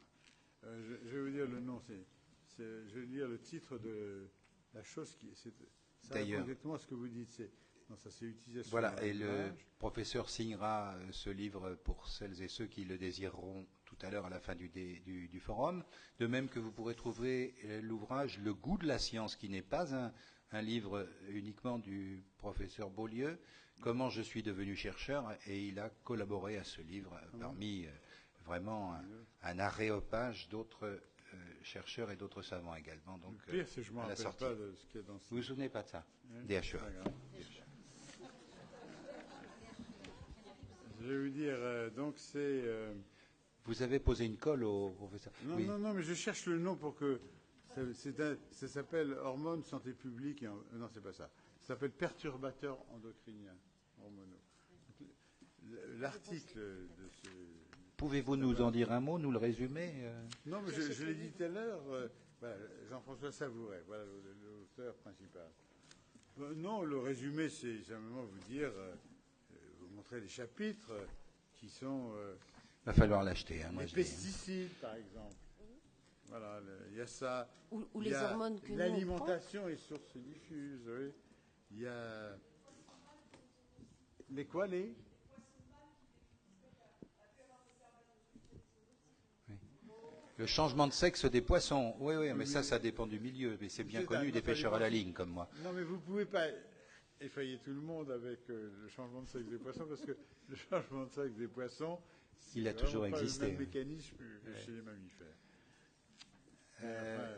Bon, d'autres questions, peut-être? Oui, je voulais demander au professeur Beaulieu Son avis sur les cocktails d'hormones qui commencent à être distribués chez un certain nombre de gérontologues pour les seniors. Et puis, au passage, le remercier de nous avoir apporté la DHEA. Vous utilisez, madame? Vous en êtes contente? Oui. D'accord. Tenez, levez-vous pour vous... Non, je vois. Non, je vois cette dame. Voilà. Non. Bon, voilà, professeur. Non, je vais vous dire. Il est clair qu'il y a une augmentation de la durée de la vie humaine actuellement, en moyenne, que à la fin du siècle, la moitié des enfants qui seront nés depuis l'an 2000 vivront encore. Ça veut dire que la moitié des gens devient centenaire à partir de ce siècle. Hein. C'est donc extraordinairement important. Ça change absolument tout dans les familles, dans l'économie, dans tout. Et les gens, évidemment. C'est évident qu'il y a un marché là pour les médecins bons ou mauvais, pour les marchands de pilules de tout genre, etc. Et que, évidemment, un certain nombre de personnes dont je dirais que je ne les porte pas nécessairement dans une estime très élevée, utilisent ce genre de marché, de peur, ça c'est ce qu'on peut dire cette fois-ci, en tout cas sur le vieillissement. On leur dit, vous prenez ça, vous resterez jeune à tout jamais, etc. Permettez-moi, puisque c'est moi qui parle, de vous dire, j'ai jamais dit évidemment des choses comme ça, parce que je ne sais pas. On sait qu'on peut améliorer un certain nombre de choses. La DHA n'est pas zéro en l'occurrence, bien sûr, mais il n'y a pas que ça. C'est pas le miracle non plus. Donc il n'y a pas de miracle. Il n'y aura pas de miracle, enfin, je crois. Donc faites attention aux... moi j'appelle ça les petits marchands. Enfin, marchands du temps. Je trouve ça... les gens jouent sur les choses et disent n'importe quoi pour vendre leur camelot. Pardonnez-moi, là, vous nous avez donné la permission d'intervenir. Est-ce que ce n'est pas justement aux endocrinologues ou logistes, comme vous voudrez, d'occuper le terrain, c'est-à-dire de s'opposer et d'intervenir fortement, de communiquer, puisque communiquer il faut, nous le savons tous maintenant, de communiquer sur des bases qui soient autres que celles de ces marchands de rêve? Non, mais on essaye, mais le rêve est une chose qui n'est pas mal chez l'homme, c'est bien. J'allais dire, heureusement, bien que je ne suis pas content, le rêve l'emporte en général sur ceux qui disent ne rêvez pas. Donc c'est une tendance humaine à vouloir essayer de faire mieux. C'est très difficile de lutter. Vous apparaissez aussi comme un empêcheur de rêver en rond, pour ces gens-là, etc. Vous n'empêcherez pas ça. Il faut le limiter. La meilleure façon de le limiter, c'est de trouver des choses qui marchent vraiment. Et je peux vous dire, comme j'ai vu, parce que il y avait cette tendance même, que j'ai d'ailleurs compris, chez les médecins, chez beaucoup de médecins, vis-à-vis de la DHEA, qui pourtant est un vrai produit, pas inventé pour ça, etc., et qui a des résultats publiés dans 50 sortes de journaux, etc., scientifiques, etc., c'est vraiment très ça. J'ai vu combien les médecins, ça les agaçait de penser qu'on pouvait, d'autant plus que la presse exagérait. La pilule miracle du professeur Beaulieu, c'est grotesque. C'est quand même comme ça. Vous aviez un chapeau. Et vous avez à ce moment-là, oui, c'est ça, vous avez besoin, c'est extrêmement difficile à corriger. Alors, regardez ce qu'un individu comme moi dit à chaque fois, c'est pas un miracle, etc. Mais il y en a d'autres qui n'ont pas ça comme mentalité.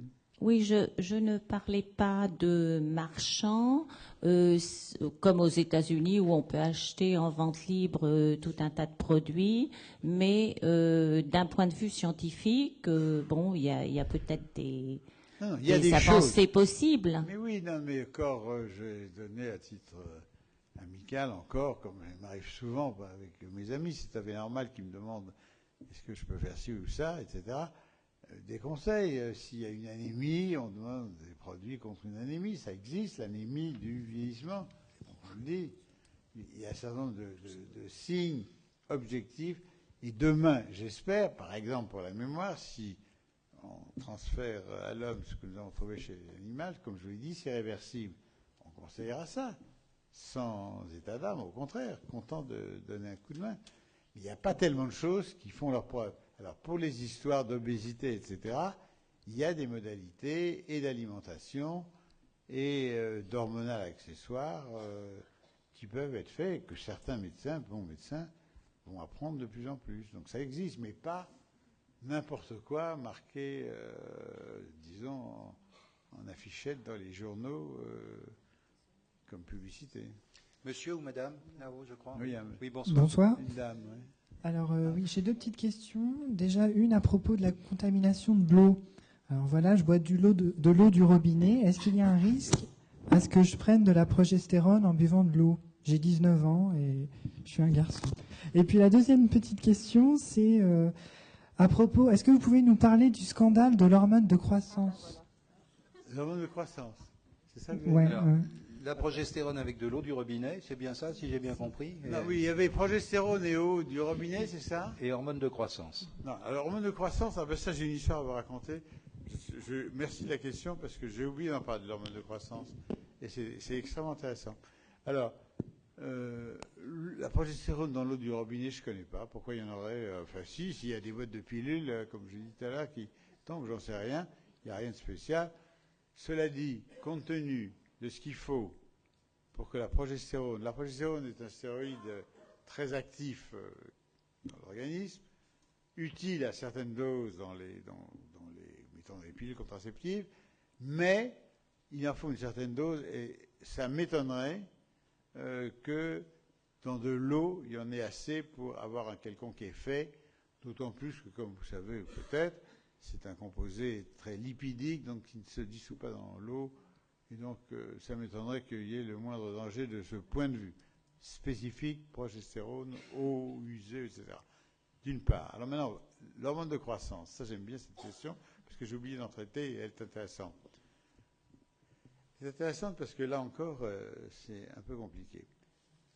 L'hormone de croissance, comme chacun sait, peu importe la chimie et tout ça, vient du cerveau et ça aide à grandir. C'est bien le mot qui veut dire cela. Et donc ça c'est très bien. Il y a déjà eu des ennuis avec l'hormone de croissance, mais qui n'ont rien à voir avec ce que je veux traiter. Vous savez bien que l'hormone de croissance était extraite et qu'il y a le scandale de l'hormone de croissance, que je connais bien, j'ai été témoin à cette chose-là, et donc c'est parce que c'était de l'hormone de croissance extraite de cadavres en Hongrie, en Belgique, etc., et même en France, dans des mauvaises conditions, et finalement il y a eu l'équivalent du prion, enfin des choses comme ça dans quelques cas, et un certain nombre d'enfants traités par l'hormone de croissance qui ont été non seulement sévèrement malades, mais sont morts. Donc c'est un vrai scandale. Alors ça c'est une chose. Mais depuis longtemps, ça se passe dans les années 1970, vous voyez, c'est assez vieux, un groupe américain, en Californie, travaillait sur la synthèse de l'hormone de croissance, parce que, tel que c'est difficile à faire, mais c'était la première protéine de synthèse active qu'on pouvait envisager de fabriquer pour des raisons techniques. C'était relativement facile, très difficile, mais ils ont réussi. Ils ont dépensé une fortune pour ça. Alors, en ce qui concerne la croissance des enfants, c'est très bien, il n'y a plus jamais de prions comme ça, etc. Donc, c'est réglé ce problème-là. Mais il y a un autre problème, c'est qu'eux, ils avaient mis beaucoup d'argent. Donc, ils avaient envie de le récupérer. Ils se sont dit, quand on vieillit, ce qui est vrai d'ailleurs, il y a une tendance à la baisse de l'hormone de croissance. C'est pas comme la DHEA qui est comme ça, mais ça baisse quand même un peu. On va en donner. Et il y a eu un médecin, d'ailleurs tout à fait honorable, américain, qui a fait des études, et en gros, il a montré que ça donnait justement un peu de muscle, comme on parlait tout à l'heure, aux gens qui bougeaient, donc ça faisait un peu comme la DHEA, et de la peau plus solide pour des personnes âgées qui ont la peau en mauvais état. Mais il fallait déjà remarquer qu'il en fallait une bonne dose. Et la bonne dose était plus élevée que la dose naturelle de remplacement de la baisse avec l'âge. Et cette dose un peu trop élevée entraînait, tout le monde l'a vu, des complications de type hypertension artérielle et diabète. Donc, en gros, il n'y a pas un médecin sérieux qui actuellement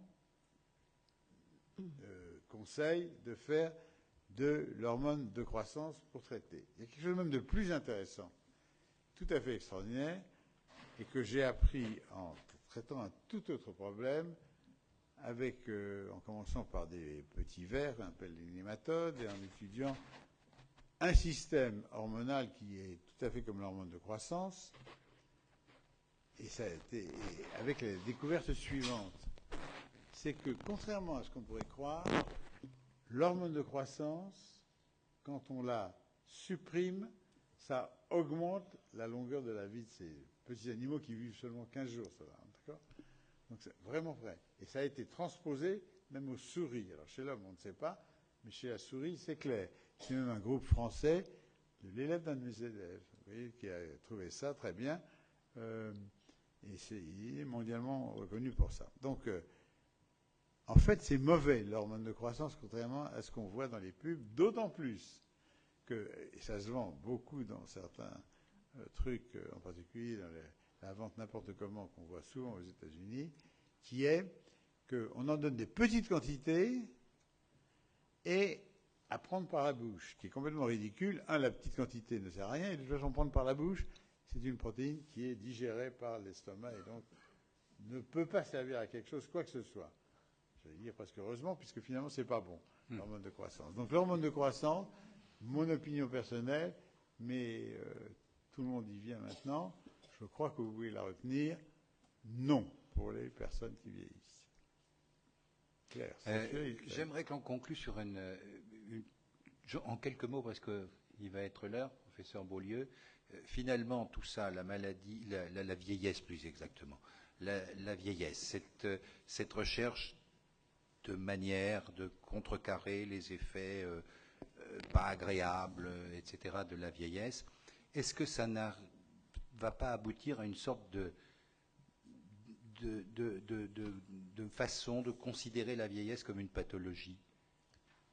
Non, je ne crois pas. Je crois que nous tous, collectivement, on a quand même la chance que chaque année, on vit plus. Ça continue, hein, en moyenne, 3 mois de plus. 1 an de plus tous les 4 ans. Donc, c'est quand même étonnant. Et je trouve que le grand problème est d'adapter ce progrès, d'où il vient, d'abord ce progrès. On ne sait pas tout. La plus grande certitude, hypothèse, la meilleure hypothèse, c'est que c'est dû au fait que tout le monde, ici et ailleurs, vit beaucoup mieux maintenant qu'avant. On mange mieux, la nourriture est gardée au frigidaire et ne pourrit pas. Quand il fait trop chaud, on se rafraîchit un peu facilement. Quand il fait trop froid, on se chauffe bien. Quand il faut se déplacer, il y a des voitures, des vélos, qu'est-ce que je sais, pour vous transporter. Enfin, tout ce qu'il faut. La vie est beaucoup plus facile pour les animaux qu'on appelle êtres humains qu'avant, et qu'en moyenne, les gens vivent plus vieux. Au fond, c'est logique. Alors, qu'est-ce qui se passe, qui est assez intéressant? C'est que sur le plan de la biologie de l'être humain, probablement quand s'est différencié l'être humain il y a des milliers d'années, les chasseurs africains, c'est ça, tout ça n'était pas fait pour vivre. Ils s'étaient tués par des accidents, tout ce qu'on veut, par des bagarres, et ils ne mangeaient pas bien. Enfin, bon, c'était 30 ans, c'était 40 ans, et puis ça a beaucoup augmenté. Et puis là, ça augmente soudainement parce que les progrès de la science en général, pas seulement, évidemment la médecine aussi, Dieu sait si on en sauve des gens qui ont un infarctus, etc., et un cancer même. Donc, cette moyenne augmente, c'est normal. Alors, qu'est-ce qui est vraiment important? Ce qui est vraiment important, c'est qu'il est probable que nos ancêtres ont été faits, et en particulier pour l'histoire de l'obésité, la graisse, etc., que je vous ai décrit tout à l'heure, pour avoir un système hormonal adapté à une vie de famine. Alors que maintenant, on a largement à manger.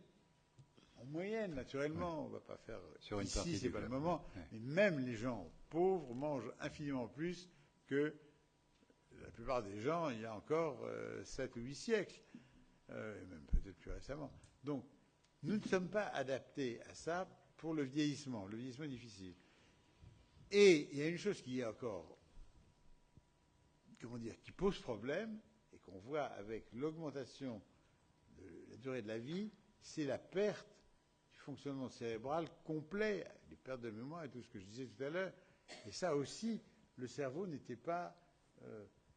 pas été, si je peux dire fabriqué, c'est un mot idiot, mais enfin, n'a pas été au départ conçu, adapté, n'a pas évolué pour une vie de, grosso modo, 100 ans en moyenne maintenant, bientôt. Quoi. Il va falloir le booster. Quoi.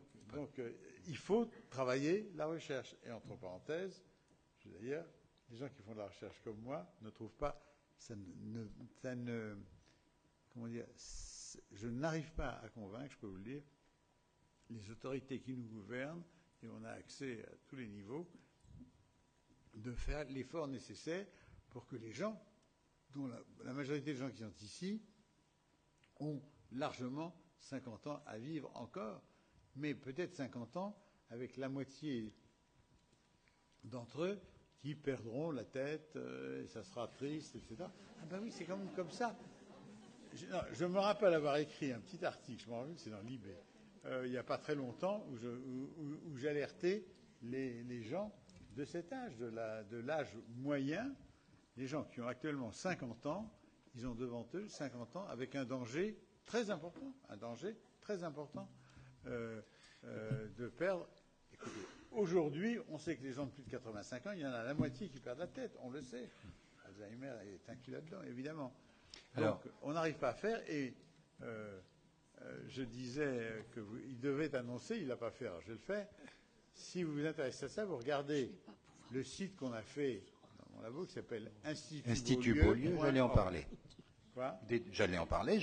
Ah oui, oui. Mais peu importe. Ah, oui, oui. Institutbeaulieu.org, c'est pas dur. Donc là, il y a des dons, il y a des possibilités de dons. Vous avez le droit de nous aider. Vous avez le droit d'aider le professeur Beaulieu. Vous avez un site Institut Beaulieu. Hein, c'est ça le site, exactement. Voilà. Alors, je voudrais également vous dire que vous avez les livres du professeur Beaulieu qui sont à votre disposition dans le hall d'entrée. Puis j'aimerais appeler Catherine Picard pour qu'elle veuille bien conclure cette série de forums et vous inviter, je crois, hein, Catherine, c'est ça, vous inviter ce soir. Le micro doit marcher là-bas. Voilà.